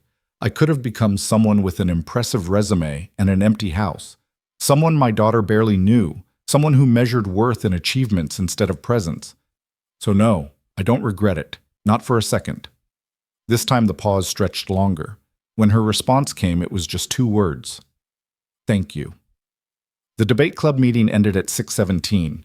Maya emerged from the school building in a cluster of other students, laughing at something someone had said, her backpack bouncing against her shoulders. She spotted the truck, waved goodbye to her friends, and jogged over. Hey, Dad, you're early! Debate club got out at 6:15. I've been here since 5:30. That's not early. That's just accounting for variables. She climbed into the truck, grinning. You're such a dork. Learn from the best. They drove home through evening traffic while Maya described the debate topic, whether social media was a net positive or negative for society, and how her team had argued the negative position and won. We made this whole point about how it creates echo chambers where people only hear opinions they already agree with, and it makes everyone angrier and more divided, and the judges totally bought it. Sounds like you made a good case. I think we did. Plus, the other team kept interrupting each other, which the judges definitely noticed. At home, they settled into the evening routine. Dinner, homework help, Maya disappearing into her room to video chat with friends while Caleb paid bills at the kitchen table. The numbers were tight, like they always were, but they'd make it work. They always did. Around 8:30, Maya emerged looking unusually serious. Dad, can we talk about something? The tone sent immediate alarm through his system. Of course. What's up? She sat across from him, fidgeting with the sleeve of her sweatshirt. I've been thinking about what you said last night. About Mom. About her being too sick to show up the way she wanted to. Okay. Do you think I'll be like her? Like, mentally? Because sometimes I get really anxious about stuff, and I worry that maybe I inherited whatever made her sick. Caleb's heart cracked open. He reached across the table, took her hands in his. Listen to me. Yes, you might have some genetic predisposition toward anxiety or depression. That's possible. But you know what else you have? You have awareness. You have the ability to recognize when you're struggling and ask for help. You have a dad who will do everything in his power to make sure you get the support you need. And you have the knowledge that mental illness isn't weakness or failure. It's just an illness that needs treatment, same as a broken bone or diabetes. But what if I can't control it? Then we'll figure it out together. Therapy, medication if needed, whatever tools help you live the fullest life possible. You're not alone in this, Maya. You'll never be alone in this. She nodded, blinking fast against tears. Promise? Promise. Cross my heart. Hope to... He stopped, remembering she hated that particular phrase. I absolutely promise you, kiddo. Whatever comes, we face it together. She came around the table and hugged him, and he held her close, this 12-year-old girl who was simultaneously so brave and so scared, so smart and so vulnerable, the entire universe compressed into 90 pounds of potential, and worry and hope. I love you, Dad. Love you too, Maya. More than I know how to say. She pulled back, wiped her eyes, managed a small smile. Okay, I'm gonna go finish my homework. Need any help? Nah, it's just vocabulary. I got it. She disappeared back into her room. Caleb sat at the kitchen table, staring at the bills in front of him without really seeing them, thinking about genetic predispositions and mental illness, and all the fears that came with loving someone who might have to fight battles you couldn't fight for them. His phone buzzed one more time. Another unknown number, but the message made him smile. Mr. Hart, this is David Chen from Code Future. Maya's application for summer camp just came through. Based on last night's presentation and her obvious passion for coding, I'd like to offer her a full scholarship. Hope this helps. She's a remarkable kid. Caleb read the message 3 times, feeling something warm and grateful expand in his chest. He typed back a simple thank you, then got up and walked to Maya's door. Hey, kiddo? Yeah? Check your email. I think you're going to summer coding camp after all. Her squeal of joy could probably be heard 3 houses down. And in that moment, sitting at his kitchen table in his small house in Greenwood, while his daughter celebrated in the next room, Caleb Hart had absolutely everything he needed and knew it with a certainty that no amount of money or status or professional achievement could ever match. The scholarship news carried them through the rest of the week on a wave of quiet celebration. Maya walked around with a permanent smile, already planning what projects she'd build at camp, already researching advanced Python tutorials she could work through before summer arrived. Caleb watched her excitement with the kind of satisfaction that came from seeing your child's world expand in exactly the right directions. Friday afternoon found him in the sub-basement of Nexus Technologies, tracking down an intermittent electrical issue that had been plaguing the server cooling system. The space was tight, hot despite the cooling efforts, filled with the constant hum of machinery that never slept. He was elbow deep in a junction box when his phone buzzed against his hip. Davidson's name appeared on the screen. Hart here. Caleb, it's Davidson. You got a minute? I'm in the main server room and something's off. Not broken, just weird. Could use your eyes on it. Be there in 10. He secured the junction box, gathered his tools, and took the service elevator up to 15. The server room's security door stood open, Davidson visible inside, hunched over one of the monitoring stations with the focused intensity of someone trying to solve a puzzle that didn't quite make sense. What have you got? Caleb asked, setting his toolbox down. Davidson gestured to the screen without looking up. Traffic patterns. They're normal, everything's functioning perfectly, but there's this rhythm to it, like someone's probing our systems, testing response times, mapping infrastructure. It's subtle enough that our automated security didn't flag it, but when I started looking at the aggregate data, there's definitely a pattern. Caleb moved closer, studying the flowing graphs and data streams. Davidson was right. There was a rhythm there, almost musical in its precision. Someone was knocking on doors very quietly, testing locks without actually trying to break them. How long has this been happening? Started about 48 hours ago, Wednesday evening, right after the launch concluded. Could be legitimate security testing. Does Nexus contract with any penetration testing firms? Not currently. Last authorized pen test was 6 months ago. Davidson pulled up another screen.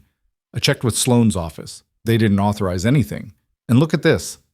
He highlighted a specific data sequence. Whoever's doing this has intimate knowledge of our infrastructure. They're not just randomly probing, they're targeting specific vulnerabilities in our auxiliary pathways. The same pathways Caleb had used to save the launch. You think someone was watching what I did, Caleb said quietly. I think someone was watching what you did and is now trying to figure out how you did it. The question is whether they're corporate espionage, a legitimate competitor trying to understand our systems, or something worse.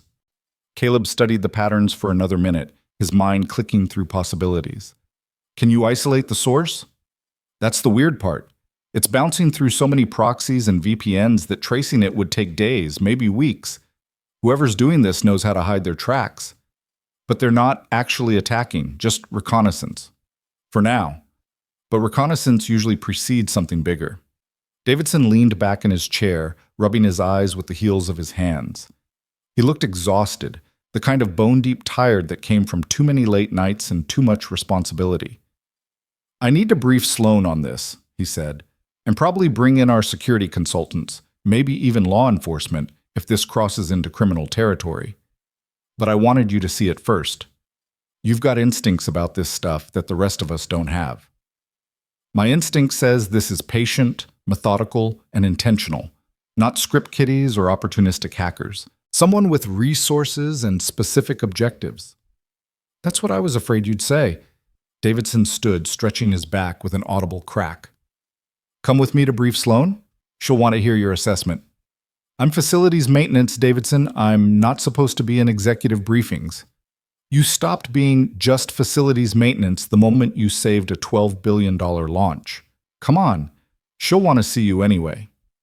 They took the elevator to 42. The executive floor was quieter on Friday afternoons, many of the senior staff already mentally checked out for the weekend. Davidson led the way to Sloan's office, knocked once, and entered when her voice called permission. The office was exactly what you'd expect from someone like Sloan Mercer. Massive windows overlooking the city, minimalist furniture that probably cost more than a year of Caleb's salary. Walls decorated with awards and photos of Sloan shaking hands with people who shaped industries and influenced governments. She sat behind a desk that looked like it was carved from a single piece of obsidian, typing something on her laptop with the focused precision of someone who treated every email like a strategic weapon. She looked up as they entered, her expression shifting from concentration to something more complex when she saw Caleb. "Mr. Hart, didn't expect to see you up here again so soon. Davidson asked me to consult on a security issue." Which sounds ominous. She closed her laptop, giving them her full attention. "Talk to me." Davidson laid out the situation, the probing traffic patterns, the targeted reconnaissance of their auxiliary pathways, the sophisticated evasion techniques that suggested serious resources behind the activity. He pulled up the data on one of the office's wall-mounted screens, letting the graphs and patterns speak for themselves. Sloan studied the information with the same intensity she probably applied to quarterly earnings reports and merger negotiations. "How certain are you that this is hostile?" 80%, Davidson said. "Could be a competitor doing intelligence gathering. Could be a foreign actor interested in our AI technology. Could be organized crime looking for valuable data to ransom, but it's definitely not legitimate business traffic. And they're specifically targeting the pathways Caleb used during the launch crisis." "Yes," which suggests they were monitoring our systems during the event, saw how he solved the problem, and are now trying to exploit the same vulnerabilities. Sloan's gaze shifted to Caleb. "Your assessment? Whoever's doing this is professional, patient, and well-resourced. They're not in a hurry, which means they're planning something that requires thorough preparation. You need to assume they're building a complete map of your infrastructure for future exploitation. Recommendations?" Caleb glanced at Davidson, who nodded encouragement. "Short term. Modify your auxiliary pathway configurations so the routes I use no longer exist in the same form. It'll take some careful planning to maintain the disaster recovery functionality while changing the architecture, but it'll invalidate whatever intelligence they're gathering. And long term? Comprehensive security audit. Not just automated scanning, actual human intelligence reviewing your systems for vulnerabilities. Someone with military-grade training in cyber defense." He paused, knowing what was coming. "Someone like me." Sloan smiled slightly. "And here I thought you weren't interested in that consulting arrangement Davidson proposed." "I'm not interested in a full-time position, but occasional consulting on specific issues? That's manageable." "At what rate?" $200 an hour, billed in minimum 4-hour blocks. Work conducted during evening hours or weekends only, so it doesn't conflict with my regular schedule." Davidson's eyebrows rose. Sloan's smile widened. "That's well below market rate for someone with your expertise," she said. "I don't need market rate. I need enough to help with my daughter's expenses and savings. Charging you more than I need would just be greed. Most people would call it knowing your worth." "My worth isn't measured in hourly billing rates, Ms. Mercer. It's measured in whether my daughter feels loved and supported and whether I'm living according to my values. Everything else is just money." The room fell quiet. Davidson looked like he wanted to applaud. Sloan looked like she was trying to solve an equation that didn't follow normal mathematical rules. "Fine," she said finally. $200 an hour, 4-hour minimums, evenings, and weekends only. But I reserve the right to renegotiate if the scope expands beyond occasional consulting. Agreed. Good. Now tell me how bad this really is. If whoever's probing our systems decides to actually attack, what are we looking at? Caleb moved to the screen showing the traffic patterns, pointing to specific sequences. Worst case? They've mapped enough of your infrastructure to launch a coordinated attack on multiple points simultaneously. They could lock you out of your own systems, corrupt critical data, steal proprietary information, or simply destroy everything out of spite or competitive advantage. Like what almost happened during the launch, but intentional and more thorough. Exactly. Only this time, they'd be doing it with complete knowledge of your defenses and backup systems. Whatever I improvised to save the launch, they could plan around and prevent. Sloane stood, walked to her windows, looked out at the city with her arms crossed. How long do we have? Unknown. Could be days, could be months. Depends on what they're planning and when their window of opportunity opens. Then we start immediately. Davidson, cancel whatever weekend plans you had. Get your team together for a Saturday morning emergency session. I want a preliminary security review completed by Monday. Sloane, my daughter has a soccer tournament this weekend. I promised I'd be there. The words hung in the air like a test. Sloane turned from the window, looked at her chief engineer, and Caleb could see the calculation happening behind her eyes. The old Sloane weighing career demands against personal commitments. The woman who'd built an empire on the assumption that work always came first. Then something shifted in her expression. Right. Of course. Family comes first. The word sounded slightly uncomfortable, like she was learning a new language. What about Sunday evening? Could you do a 4-hour session then? Davidson's surprise was visible. Yeah, Sunday evening works. Good. Caleb, same question. Sunday evening, 6 to 10? That still qualify as occasional consulting, or am I pushing it? Sunday 6 to 10 works. Maya usually does homework and reading then anyway. Excellent. We'll convene here Sunday at 1800 hours. She caught herself, smiled slightly. 6 p.m. I've been spending too much time reading military contracts. Caleb gathered his toolbox, preparing to leave. He made it to the door before Sloane's voice stopped him. Mr. Hart? Thank you. Not just for the consulting, but for the example. He looked back. She was still standing by the windows, but her posture had softened somehow, become less armored. Example of what? Of what it looks like to actually mean it when you say family comes first. Most people say it. Very few people live it. You could live it too, Ms. Mercer. Anytime you want. Maybe I will. I'm having dinner with my mother tomorrow night. First time in 6 months we've sat down together outside of holidays. That's good. That's really good. He left her office, Davidson walking beside him toward the elevators. Did that really just happen? Davidson asked quietly. Did Sloane Mercer actually prioritize my daughter's soccer game over an emergency security meeting? Seems like it. I've worked here for 8 years. She's never done anything like that before. What did you do to her? Caleb smiled. I didn't do anything. I just reminded her that there are other ways to measure success. They rode the elevator down in comfortable silence. At the ground floor, Davidson extended his hand. Sunday at 6. I'll have my team compile all the security data by then, so we can review it efficiently. Sounds good. Caleb headed for the parking lot, climbed into his truck, and checked his phone. One text from Maya. Staying after school for coding club. Mr. Peterson is showing us how to build databases. Home by 6:30? He texted back confirmation, then sat in his truck for a moment, processing the week. 5 days ago, he'd been invisible facilities staff. Now he was consulting on cybersecurity threats for a multi-billion-dollar company, commanding hourly rates that would have seemed absurd a week ago, and somehow becoming an unlikely catalyst for change in people's lives. But the core of his existence remained unchanged.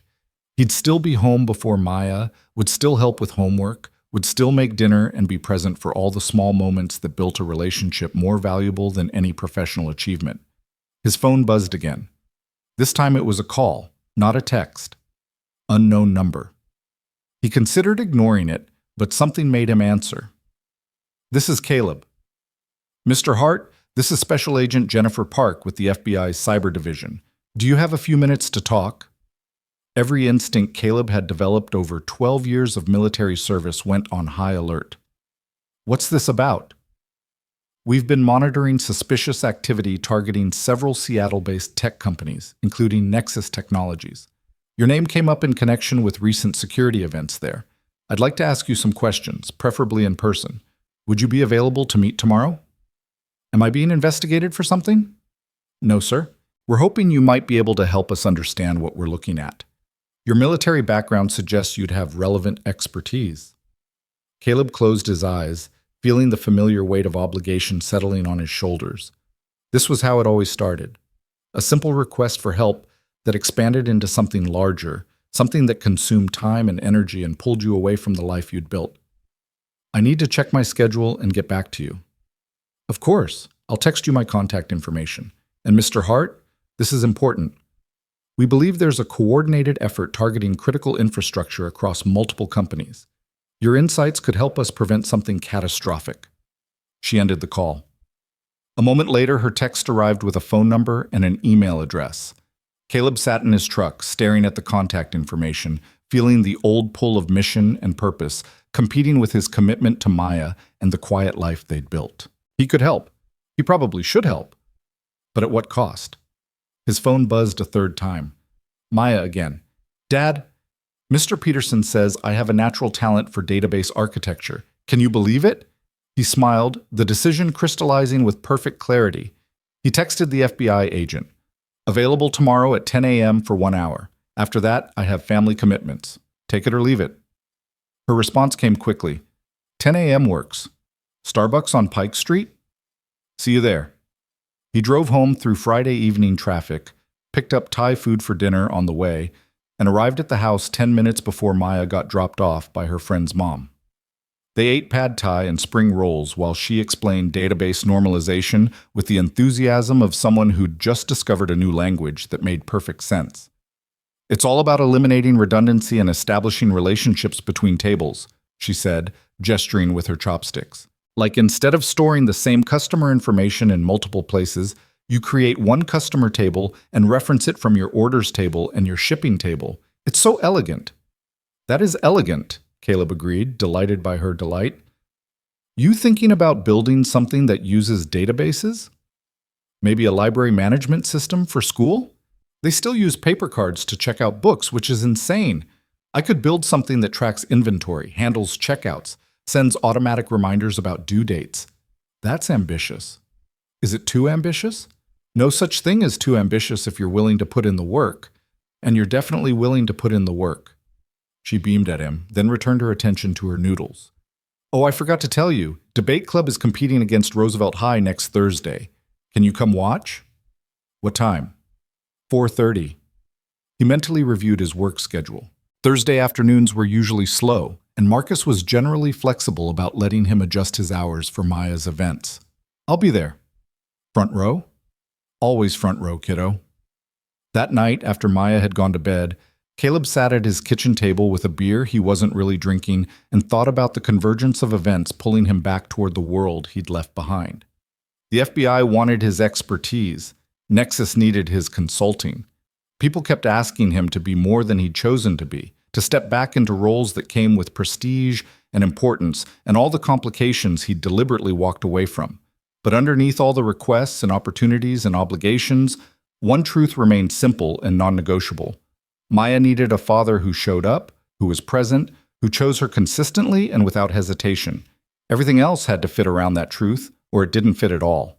Saturday morning arrived with rare Seattle sunshine, the kind of crystalline October day that reminded people why they tolerated 9 months of gray. Caleb drove to Pike Street, found parking 3 blocks away, and walked to the Starbucks where Special Agent Jennifer Park waited at a corner table with 2 cups of coffee and an expression that suggested she didn't waste time on small talk. She was in her late 30s, Korean-American, dressed in business casual that probably concealed a service weapon. She stood as he approached, extending her hand. Mr. Hart, thanks for meeting me. Agent Park. He shook her hand, sat across from her, accepted the coffee she slid his way. You've got an hour. How can I help? She pulled out a tablet, swiped through several screens, then turned it to show him a pattern of network traffic that looked eerily familiar. This is composite data from 6 different Seattle tech companies over the past month. We're seeing coordinated reconnaissance across multiple targets, probing, mapping, testing defenses. The sophistication level suggests state-sponsored actors or extremely well-funded criminal organizations. Caleb studied the patterns. You think they're planning simultaneous attacks? We think they're planning something that requires detailed knowledge of multiple companies' infrastructures. Maybe coordinated attacks, maybe selective targeting based on which systems prove most vulnerable. We won't know until they make their move. And you think Nexus is one of the targets. We know Nexus is one of the targets. The traffic patterns Davidson reported to his CEO yesterday? We've been monitoring those for 3 days. We were actually about to reach out to Nexus when your name came up in connection with their launch crisis earlier this week. She swiped to another screen showing what looked like a classified military service record with most of the details redacted. Your background is interesting, Mr. Hart. 12 years in military intelligence, specializing in cyber operations and defensive security. Multiple commendations, rapid advancement, assignment to units whose names are still classified. Then 6 years ago, you walk away from all of it, take custody of your daughter, and start working facilities maintenance. That's an accurate summary. Why? Because I decided my daughter needed a father more than the military needed another cyber warfare specialist. Noble. Also probably the single biggest waste of talent I've encountered in my career, but noble. Caleb smiled slightly. I've heard that opinion before. I'm sure you have. She pulled the tablet back, closed the files she'd been showing him. Here's what I need from you. I need someone who understands both the technical aspects of what we're looking at and the strategic thinking behind it. Someone who can look at these patterns and tell me not just what's happening, but why it's happening and what's coming next. You have analysts for that. I have analysts who are very good at their jobs, but they don't have your combination of military intelligence training and recent hands-on experience with exactly the kind of infrastructure these actors are targeting. You saved Nexus's launch by thinking like an attacker and a defender simultaneously. That's the perspective I need. I'm already consulting for Nexus on their security review. I know, which gives you access to their systems and data. I'm asking you to extend that access to the FBI. Share what you find, help us understand the bigger picture, maybe prevent attacks on other companies before they happen. Caleb took a sip of coffee, buying time to think. What kind of time commitment are we talking about? Minimal? Maybe 5 to 10 hours a week, mostly remote analysis. You'd review data we send you, provide written assessments, occasional video calls if something urgent develops. You'd be classified as a confidential informant, which means compensation at standard FBI rates and legal protection if anything goes sideways. And if I say no, then I thank you for your time and find someone else who's qualified but probably not as good. These attacks will likely happen either way. The question is whether you want to help prevent them or whether you're content to let other people's companies burn while you keep your head down. The manipulation was obvious and somewhat clumsy, but it still landed. Caleb thought about the 600 employees at Nexus whose jobs depended on the company's stability, about the countless other people at other companies who'd never know their livelihoods had been threatened, about the choice between standing aside and standing up. 5 to 10 hours a week, remote work, evenings only. I'm not available during school hours or for my daughter's events. Those are non-negotiable. Understood. And if the time commitment starts expanding beyond what you're promising, I walk. No guilt, no obligation, just done. Agent Park extended her hand again. Deal. I'll have the paperwork sent to you by Monday. In the meantime, can you look at these patterns and give me your initial assessment? She spent the next 40 minutes walking him through the composite data, showing him the reconnaissance patterns across multiple companies, the timing sequences that suggested coordination, the specific vulnerabilities being probed. Caleb absorbed it all with the focused intensity of someone reading a language he'd once been fluent in and was surprised to find he still understood perfectly. Whoever's running this operation is patient and disciplined, he said finally. They're not rushing, not taking unnecessary risks. That suggests either state actors with long-term strategic objectives or criminals planning a massive coordinated strike for maximum payoff. Which do you think is more likely? State actors. Criminals would have moved by now, Reconnaissance is expensive, and every day you wait is another day something might change or security might improve. State actors can afford to be patient because they're not worried about quarterly returns or keeping a criminal organization funded. They're playing a longer game. That's consistent with our intelligence assessment. Any thoughts on specific objectives? Intellectual property theft is most likely. Seattle has multiple companies working on cutting-edge AI, cloud infrastructure, biotech. All of it valuable to competing nations. But they might also be positioning for disruption attacks. If you can simultaneously cripple multiple major companies in the same region, you create economic chaos, damage confidence in American tech security, maybe trigger stock market responses that benefit short positions. Agent Park nodded slowly. We've been wargaming similar scenarios. It's good to hear independent confirmation. Caleb glanced at his watch. My hour's about up. Anything else? Just this. She slid a business card across the table. My direct line. If you see anything in your Nexus consulting work that seems relevant to the bigger picture, call me immediately. Don't wait for our regular check-ins. Understood.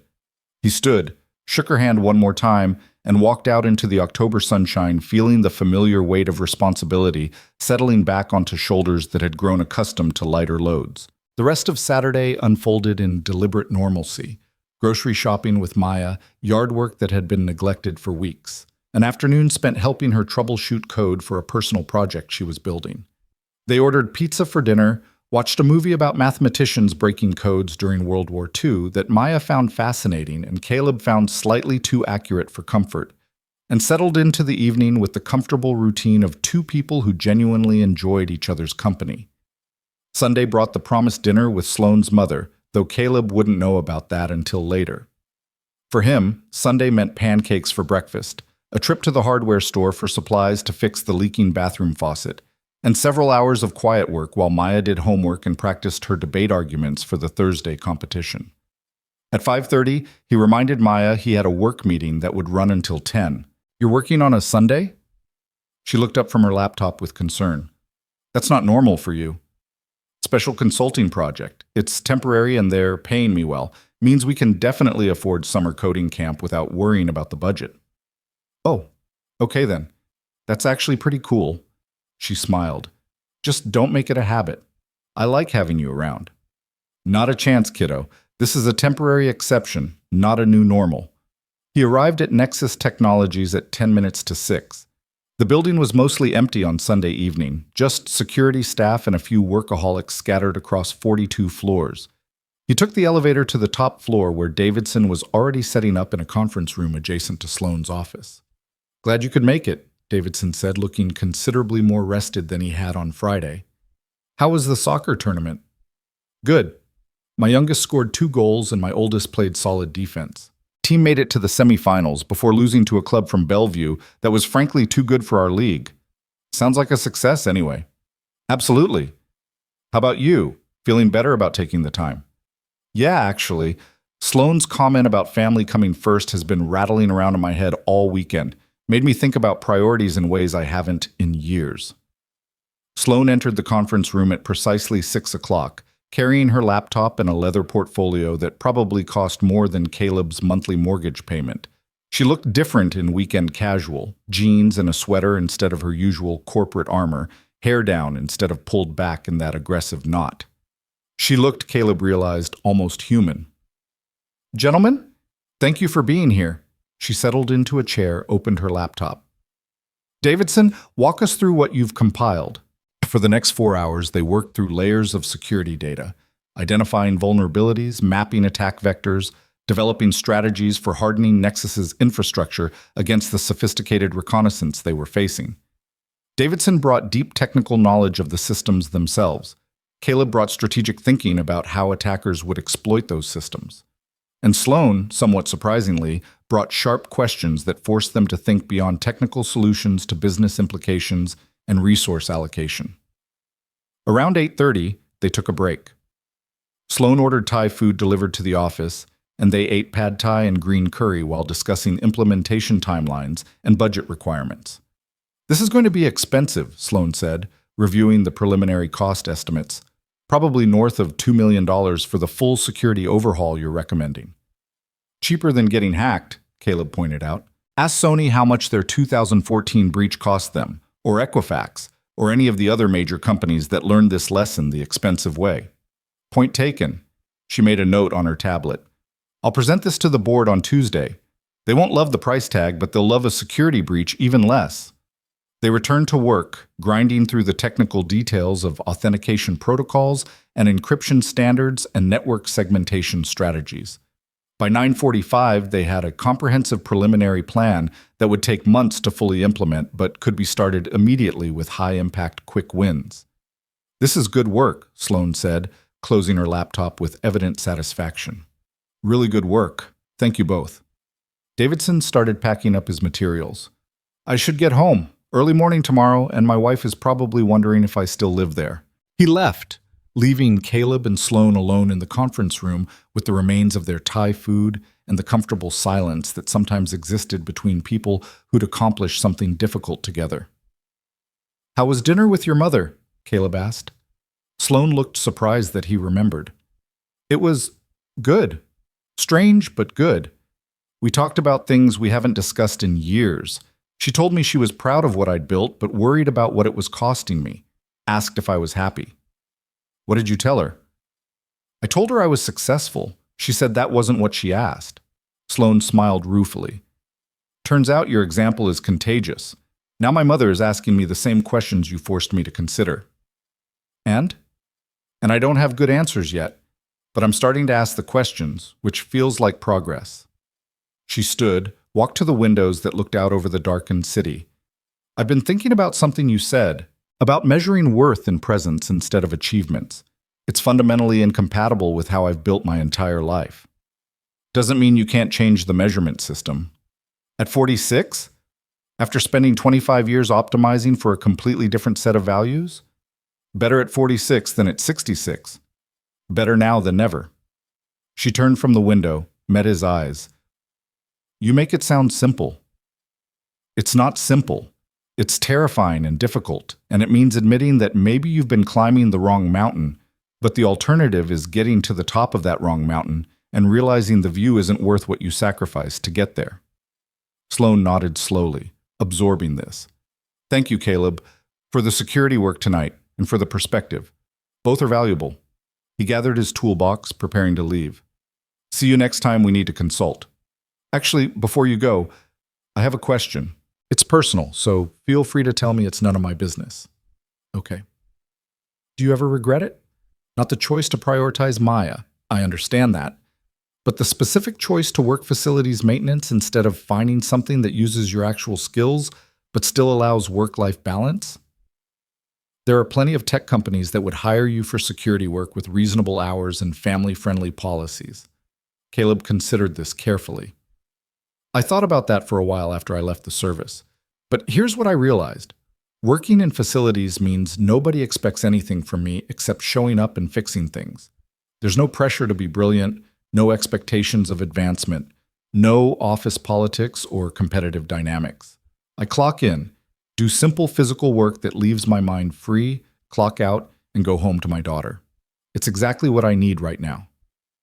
But don't you miss being challenged, using your mind for complex problems? I use my mind plenty, helping Maya with homework, reading books that interest me, occasional consulting like tonight.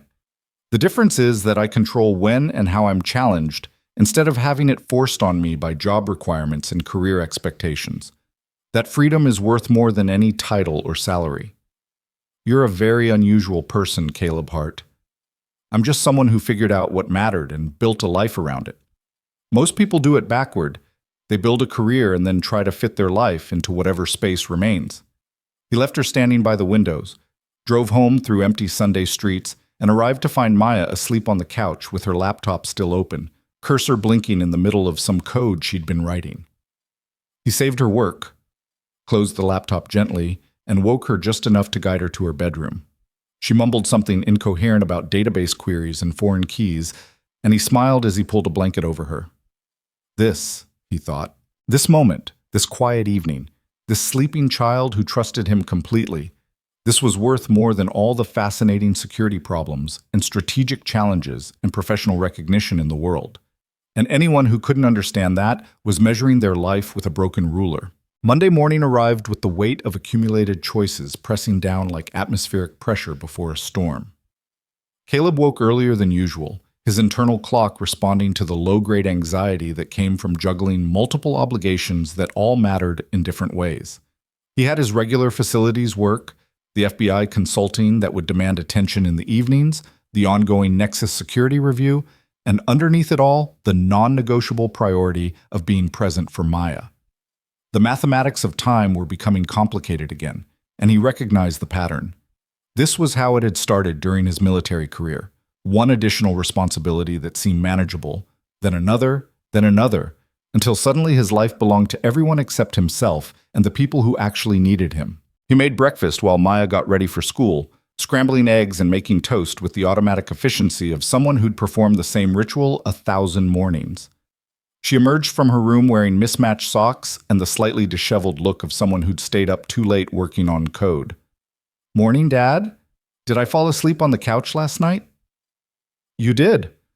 Found you mid-database query, completely unconscious but still clutching your laptop like it might escape."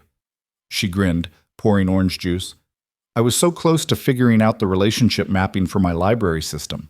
I think I've almost got it." "That's great, kiddo. Just remember that sleep is also important, even for brilliant programmers." I know. It's just exciting when you're solving something and you can feel you're almost there." He understood that feeling intimately. The pull of a problem that demanded resolution, the intellectual satisfaction of watching pieces fall into place. It was the same pull that had kept him working 18-hour days during his military service, the same addiction to solving things that had contributed to his marriage falling apart. "I get it. But promise me you'll set an alarm next time instead of just working until you pass out." "Promise." They finished breakfast and he drove her to school, watching her join the stream of students flowing through the entrance with her backpack bouncing and her mind probably already working through code sequences. Then he headed to Nexus Technologies, where Marcus had left him a work order list that included everything from a malfunctioning HVAC unit to a request to move furniture for a department reorganization. Simple, physical work. Exactly what he needed. He was halfway through fixing the HVAC unit when his phone buzzed with a text from Agent Park. "Preliminary analysis of Nexus data appreciated. Confirms our larger patterns. Sending additional material tonight for review. Estimate 3-4 hours work. Thanks for the assist." 3 to 4 hours on top of his regular job and being present for Maya. The mathematics were getting tighter. He finished the HVAC repair, moved on to the furniture relocation, spent his lunch break eating a sandwich while reviewing technical documentation that Davidson had sent him for the security overhaul. By mid-afternoon, his phone was a constant stream of messages. Davidson with questions about implementation timelines, Agent Park with follow-up inquiries, Marcus with additional work orders, Maya asking if he could help her debug some code that evening. The only message he answered immediately was Maya's. "Absolutely. I'll be home by 6:30 like always." The rest could wait. Thursday arrived with Maya's debate competition looming and Caleb's careful time management beginning to show cracks. He'd spent the past 3 evenings working on FBI analysis after Maya went to bed, sacrificing sleep to maintain his commitment to being present during her waking hours. The exhaustion was familiar, the same bone-deep tiredness he'd carried during his military years, the same sense of being spread too thin across too many obligations. He arrived at Roosevelt High School at 4:15, early enough to claim a front-row seat in the auditorium where the debate would take place. The space filled gradually with parents and students, the ambient noise of conversation and nervous energy building like static before lightning. Maya appeared at 4:20, spotted him immediately, and her face lit up with the kind of pure relief that made every sacrifice worth it. She waved, mouthed thank you, and disappeared backstage with her debate team. His phone buzzed. A message from Davidson. "Security board presentation is tomorrow at 9 a.m. Sloan wants you there to answer technical questions. Can you make it?" Caleb stared at the message, feeling the familiar pull of professional obligation competing with personal commitment. The board presentation was important. His insights would be valuable. But tomorrow was Friday, his regular workday, and asking for time off to attend an executive board meeting would raise questions with Marcus about exactly what his relationship with the company's leadership had become. He typed back, "Can't do it. I have work obligations that conflict. Davidson can handle the technical questions. He knows the material as well as I do." The response came quickly. "Sloan won't be happy. Sloan will survive." He silenced his phone as the debate competition began. Maya's team went third, arguing the affirmative position on whether artificial intelligence should be regulated like other potentially dangerous technologies. She spoke with confidence and clarity, making complex technical points accessible, handling rebuttals with grace. Caleb watched with the fierce pride that came from seeing your child excel at something they'd worked hard to master. Her team won their round. The judge's decision was unanimous, citing their superior argumentation and effective use of evidence. Maya practically floated off the stage, and when she found him afterward in the crowded hallway, she threw her arms around him in a hug that squeezed most of the air from his lungs. "Did you see? We won!" The judge said our opening argument was one of the strongest she'd heard all season. "I saw every second. You were incredible." I was so nervous I thought I might throw up, but then I started talking, and it was like everything we'd practiced just clicked into place. They drove home in the golden light of late afternoon, Maya narrating every moment of the debate with the detailed enthusiasm of someone reliving a victory. Caleb listened, asked questions, felt the warmth of being exactly where he needed to be. His phone buzzed repeatedly in the cup holder, ignored, silenced, irrelevant compared to this moment. At home, Maya disappeared into her room to video chat with her teammates, replaying the debate and analyzing what had worked. Caleb pulled out his phone and found 17 missed messages. Most were routine follow-ups that could wait, but one from Sloan stood out. "We need to talk. Call me when you have a moment." He called her back while starting dinner preparations. "Caleb?" Her voice carried an edge he hadn't heard since the day of the launch crisis. "Davidson tells me you can't make tomorrow's board presentation." "That's correct. I have work obligations." "You work here. I can clear whatever facilities assignments you have scheduled." "With respect, Ms. Mercer, that would create complications with my supervisor that I'd prefer to avoid. Marcus doesn't know about the consulting arrangement, and having you pull me from regular duties to attend board meetings would raise questions that are easier to avoid than answer." The board is going to have technical questions about the security recommendations. Davidson is good, but he doesn't have your strategic perspective. Davidson has all the information he needs. He can handle it. Silence on the other end of the line, long enough that Caleb wondered if the call had dropped. Then Sloan spoke again, her voice quieter. "You're setting boundaries." "I'm maintaining balance. There's a difference." "Is there?" "Because from where I'm sitting, it looks like you're refusing to help when your expertise could make a significant difference." "From where I'm sitting, I'm protecting the life I've built by not letting consulting work expand beyond the parameters we agreed on. I told you from the beginning, occasional evenings and weekends, specific projects, limited scope. Attending board meetings during my regular work hours wasn't part of that agreement." Another pause. He could hear her breathing, could almost feel her working through the unfamiliar experience of having someone tell her no without apology or negotiation. "You're right," she said finally. "You're absolutely right. I'm sorry for pushing. Old habits." Apology accepted. "How did the dinner with your mother go?" The subject change seemed to catch her off guard. "It went well, actually. We're having lunch this Sunday. First time in years we've scheduled something that isn't a holiday obligation." "That's good progress." "It is. Though I'll admit it's strange, learning to prioritize personal relationships after spending decades treating them as secondary to professional advancement. Strange, but worthwhile. Trust me." They ended the call on good terms, and Caleb returned his attention to dinner and to Maya's voice drifting from her bedroom, still dissecting debate strategy with her teammates. This was his center of gravity, his true north. Everything else orbited around it, or it didn't orbit at all. Friday's board presentation apparently went well without him. Davidson sent a message around noon. "Board approved full security budget, $2.3 million over 18 months. You should have been here to see Sloan present your analysis. It was masterful, but I get why you weren't. Some things matter more." That evening, Caleb received an encrypted email from Agent Park containing analysis requests that would require significant time investment. He looked at the files, looked at Maya doing homework at the kitchen table, and made a decision that had been building all week. He called Agent Park directly. "This is Jennifer."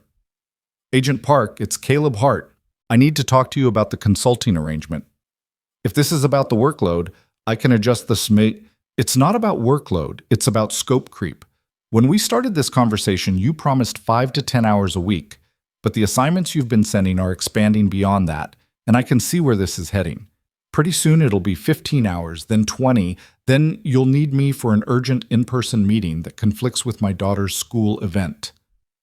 Silence. Then, you're quitting. I'm setting limits. I'm happy to continue providing analysis, but I need to cap it at 5 hours per week, maximum. No exceptions, no urgent requests that override that limit, no expansion beyond what we originally agreed. Mr. Hart, we're looking at a potential coordinated attack on critical infrastructure. The work you're doing is genuinely important for national security. I understand that, but my daughter's well-being is more important to me than national security. If that makes me a bad American, so be it. I've already given 12 years of my life to serving my country. Now I'm serving my family. He could hear her frustration in the pause that followed. 5 hours maximum per week. You're sure that's all you can offer? I'm certain. Fine. I'll adjust the assignments accordingly, but you should know that your insights have been genuinely valuable. We'd be in a much worse position without your analysis. I appreciate that, and I'm happy to continue helping within the boundaries I can maintain, but those boundaries aren't negotiable. After he ended the call, he felt something release in his chest, tension he hadn't fully recognized he was carrying. Maya looked up from her homework, studying his face with the perceptiveness that always caught him off guard. Everything okay, Dad? Everything's good, kiddo. Just setting some healthy boundaries. With work stuff? Yeah. Making sure I don't let it take over too much time. She smiled, relieved. Good. I like having you around. I like being around. The following Tuesday, Caleb was replacing ceiling tiles in a conference room when Trent Wallace found him. The young engineer looked different than he had during their last encounter, less polished, more genuine, wearing jeans and a flannel shirt instead of his usual designer casual wear. Mr. Hart, you have a minute? Caleb climbed down from the ladder, wiping dust from his hands. What can I do for you, Trent? I wanted to update you on the mentorship program. We've got 12 junior engineers signed up, meeting twice a week, and it's been good, really good. Admitting when I don't know things, asking for help, teaching others to do the same. It's like I'm learning how to actually be an engineer instead of just performing being an engineer. That's excellent. I'm proud of you. Trent's eyes glistened slightly. Nobody's ever said that to me before. I mean, people have praised my work, told me I'm smart, whatever, but nobody's ever said they're proud of me for being honest about my limitations. Then they were measuring the wrong things. Being smart is genetic lottery. Being honest and willing to learn, that's character. That's choice. I also wanted to tell you something else. I got a job offer from Amazon last week. Significant salary increase, fancy title, all the things I would have jumped at 6 months ago. Congratulations? I turned it down because the mentorship program matters more than the salary bump. Because I'm actually building something meaningful here, helping junior engineers avoid the mistakes I made. That feels more important than optimizing my career trajectory. Caleb smiled. That's real growth, Trent. That's choosing what matters. I learned it from watching you. The way you turned down Sloane's offers, the way you prioritized your daughter, the way you helped me instead of destroying me when you had every reason to. You showed me a different way to measure success. After Trent left, Caleb stood alone in the conference room, surrounded by ceiling tiles and drop cloths and the ordinary debris of maintenance work, and felt something settle in his chest.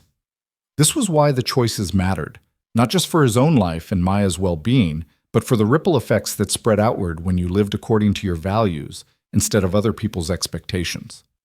One person choosing differently could change the equation for others. Trent was choosing differently now. Sloane was beginning to question her assumptions. Patricia Holmes was probably attending her son's baseball games. The mathematics of influence worked in ways that quarterly earnings reports and performance reviews could never capture. Thursday brought Maya's library management system presentation to her school's administration. The meeting was scheduled for 4 o'clock in the principal's office, and Caleb had requested time off weeks in advance to attend. Maya was nervous, had rewritten her presentation 3 times, had practiced explaining her database architecture to him until she could do it in her sleep. They walked into Lincoln Middle School together, Maya clutching her laptop and a printed handout explaining her system's features. Principal Anderson waited in her office along with the school librarian, Mrs. Chen, and the district's technology coordinator, a friendly man named Robert Mills. Maya, Mr. Hart, thank you for coming. Principal Anderson gestured to chairs. We're excited to see what you've built. Maya set up her laptop, connected it to the office's display screen, and launched into her presentation with only slight trembling in her voice. She demonstrated the checkout system, the inventory tracking, the automated reminder emails, the reporting features that could tell Mrs. Chen which books were most popular and which hadn't been borrowed in years. It was professional, polished, and genuinely impressive for a 12-year-old working alone. When she finished, Robert Mills leaned forward, studying the screen with genuine interest. This is remarkably sophisticated, Maya. The database structure is sound, the interface is intuitive, and the feature set addresses real needs. Where did you learn to build something like this? Online courses mostly, and my dad helped me understand some of the more complex concepts, but the actual coding and design was all me. It shows. You've got real talent. He turned to Principal Anderson. I'd like to pilot this system in Lincoln's library next semester. If it works as well in practice as it does in demonstration, we could potentially roll it out district-wide. Maya's face transformed, shock and joy competing for dominance. Really? You'd actually use it? If your father agrees and if you're willing to provide some basic support during the initial rollout, absolutely. We'd compensate you for your time, of course, probably through the district's student contractor program. Caleb felt pride swell in his chest so intensely it was almost painful. Maya, this is your decision. What do you think? I think yes. Definitely yes. Oh my gosh, people are actually going to use something I built. They spent another 20 minutes working through logistics and implementation details. When they finally left the principal's office, Maya was practically vibrating with excitement. Dad, they're going to use my program, like actual people in an actual library are going to check out books using code I wrote. I know, kiddo. I was there, remember? This is the best day of my entire life. Well, one of the best days. There have been a lot of good days lately. They celebrated with ice cream on the way home, sitting in a shop near the school while Maya mapped out improvements she wanted to make before the pilot program launched. Caleb listened, asked questions, felt the familiar warmth of witnessing his daughter grow into someone remarkable. His phone buzzed. A message from Sloan. Heard about Maya's library system from Robert Mills. He's on our community outreach board. Congratulations to her. She's building something that matters, just like her father taught her. He showed the message to Maya, who beamed. Ms. Mercer knows about my project? Apparently news travels fast in the Seattle tech community. That's so cool. Hey, do you think I should add a feature that tracks reading levels, so teachers could recommend books that match students' reading abilities? That's a great idea. Why don't you add it to your feature roadmap? They drove home through evening traffic, Maya's chatter filling the truck's cabin with plans and possibilities. At home, she disappeared into her room to start coding the reading level feature immediately, too excited to wait. Caleb sat at the kitchen table looking at the quiet evening ahead. No FBI analysis tonight, no Nexus consulting, no obligations beyond being present if Maya needed help. He'd successfully set boundaries that protected what mattered, had demonstrated that it was possible to contribute meaningfully to important work while still maintaining the life he'd chosen. His phone buzzed one more time. Another message from Sloan.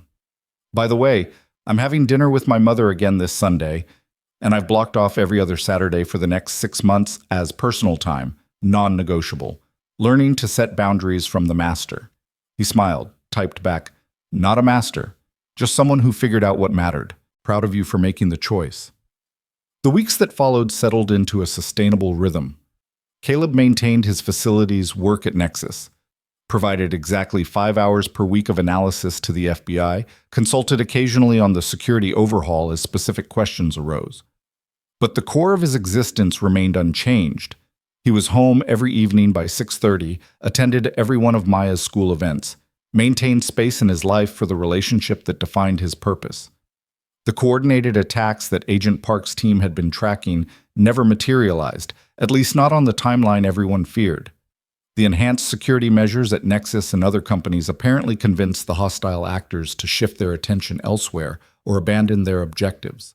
Or maybe the reconnaissance had been preparation for something that wouldn't occur for months or years, some long-game strategy that required patience, measured in seasons rather than quarters. Caleb continued his analysis work, providing insights that helped the FBI understand patterns and predict behaviors, but always within the strict time boundaries he'd established.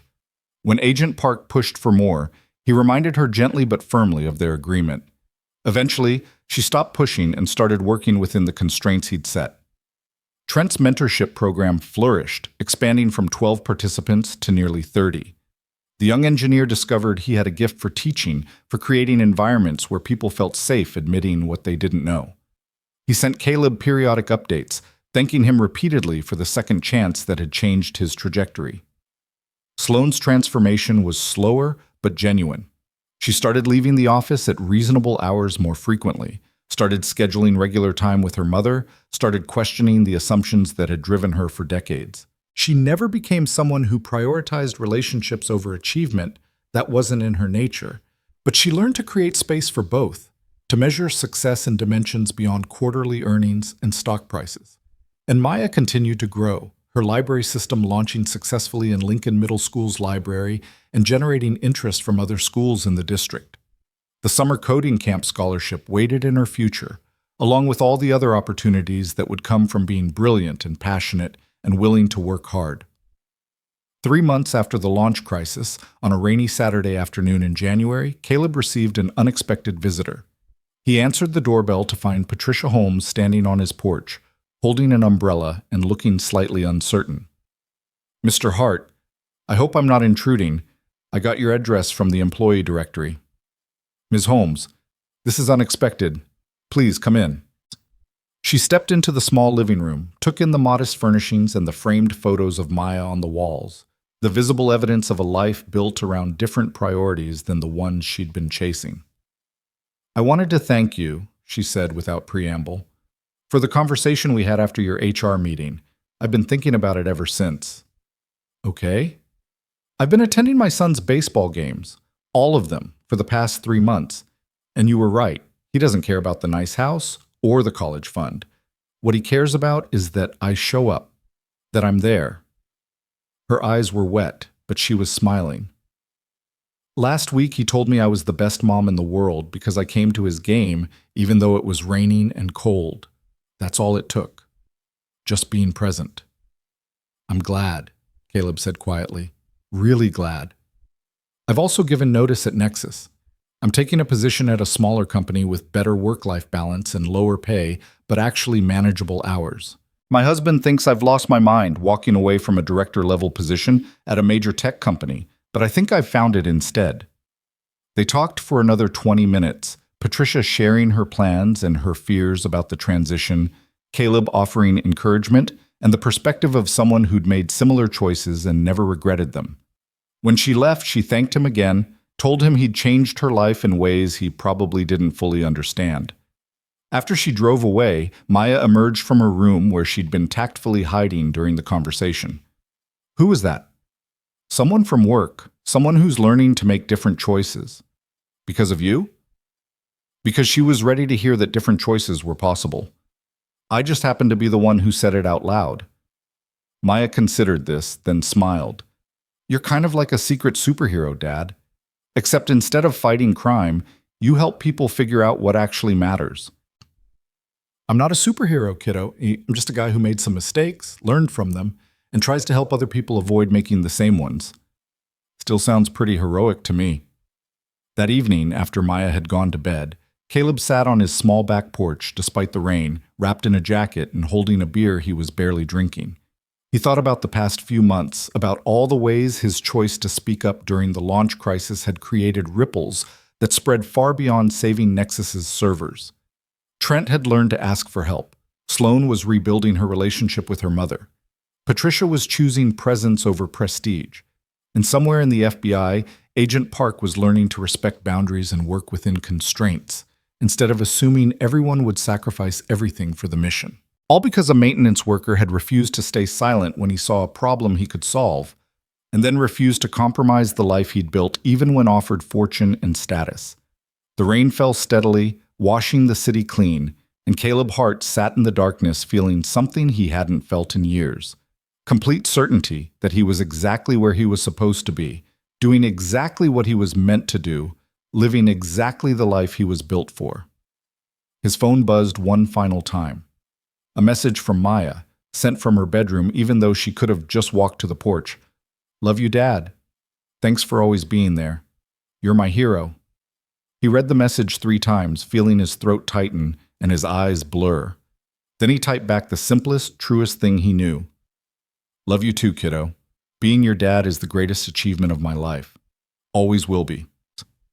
Inside the house, Maya read his message and smiled, already halfway to sleep, secure in the knowledge that tomorrow morning her father would be there making breakfast, that next week he'd be front row at her next debate competition, that 6 months from now he'd drive her to summer coding camp and pick her up every single day because that's what he did. He showed up. Every time. Without exception, without hesitation. And in the end, that was the only success that had ever really mattered. The rain continued falling on Seattle, washing over glass towers and modest houses alike, equalizing everything it touched. Somewhere in a penthouse office, Sloan Mercer looked out at the glittering city and felt something she'd never experienced before, contentment that didn't require achievement to justify it. Somewhere in a suburban house, Trent Wallace helped a struggling junior engineer debug code and felt the satisfaction of building someone up instead of competing with them. Somewhere in a different house, Patricia Holmes read bedtime stories to her son and realized she'd been chasing the wrong finish line for 20 years. And in a small rambler in Greenwood, Caleb Hart finished his beer, went inside, checked one more time to make sure Maya was sleeping peacefully, and settled onto his couch with a book and the quiet knowledge that he'd saved more than servers that day in October.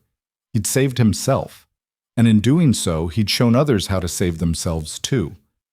The mathematics were simple after all. Show up for what matters, set boundaries that protect what you love. Measure success in presence, not prestige. Choose people over profits, choose connection over achievement. Choose being there over being important.